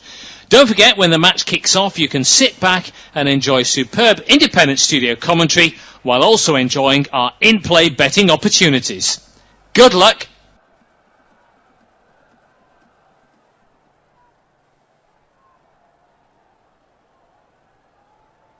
Our next football commentary match is getting ever nearer, so why not take the opportunity of having a bet on the match? Whether you're interested in betting on the match result, the first player to score, the last scorer, correct score, double result, total goals market, handicap betting, or any other of our exciting market, it's fun to be involved. Don't forget, when the match kicks off, you can sit back and enjoy superb independent studio commentary while also enjoying our in-play betting opportunities. Good luck!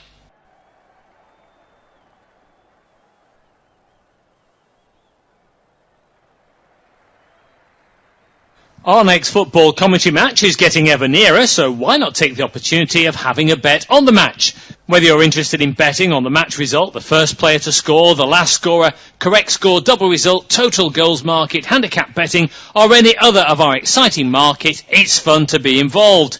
Don't forget, when the match kicks off, you can sit back and enjoy superb independent studio commentary while also enjoying our in-play betting opportunities. Good luck!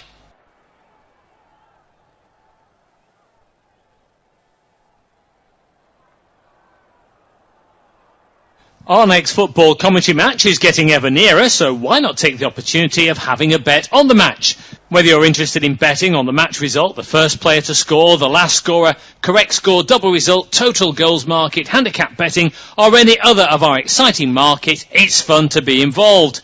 Don't forget, when the match kicks off, you can sit back and enjoy superb independent studio commentary while also enjoying our in-play betting opportunities. Good luck!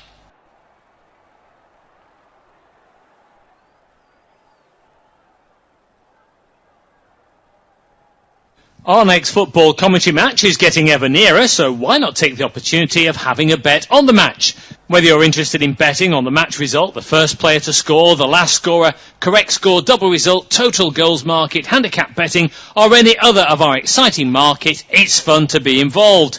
Don't forget, when the match kicks off, you can sit back and enjoy superb independent studio commentary while also enjoying our in-play betting opportunities. Good luck!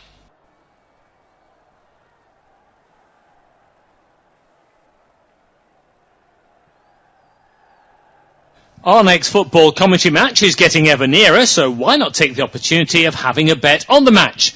Whether you're interested in betting on the match result, the first player to score, the last scorer, correct score, double result, total goals market, handicap betting, or any other of our exciting market, it's fun to be involved. Don't forget, when the match kicks off, you can sit back and enjoy superb independent studio commentary while also enjoying our in-play betting opportunities. Good luck!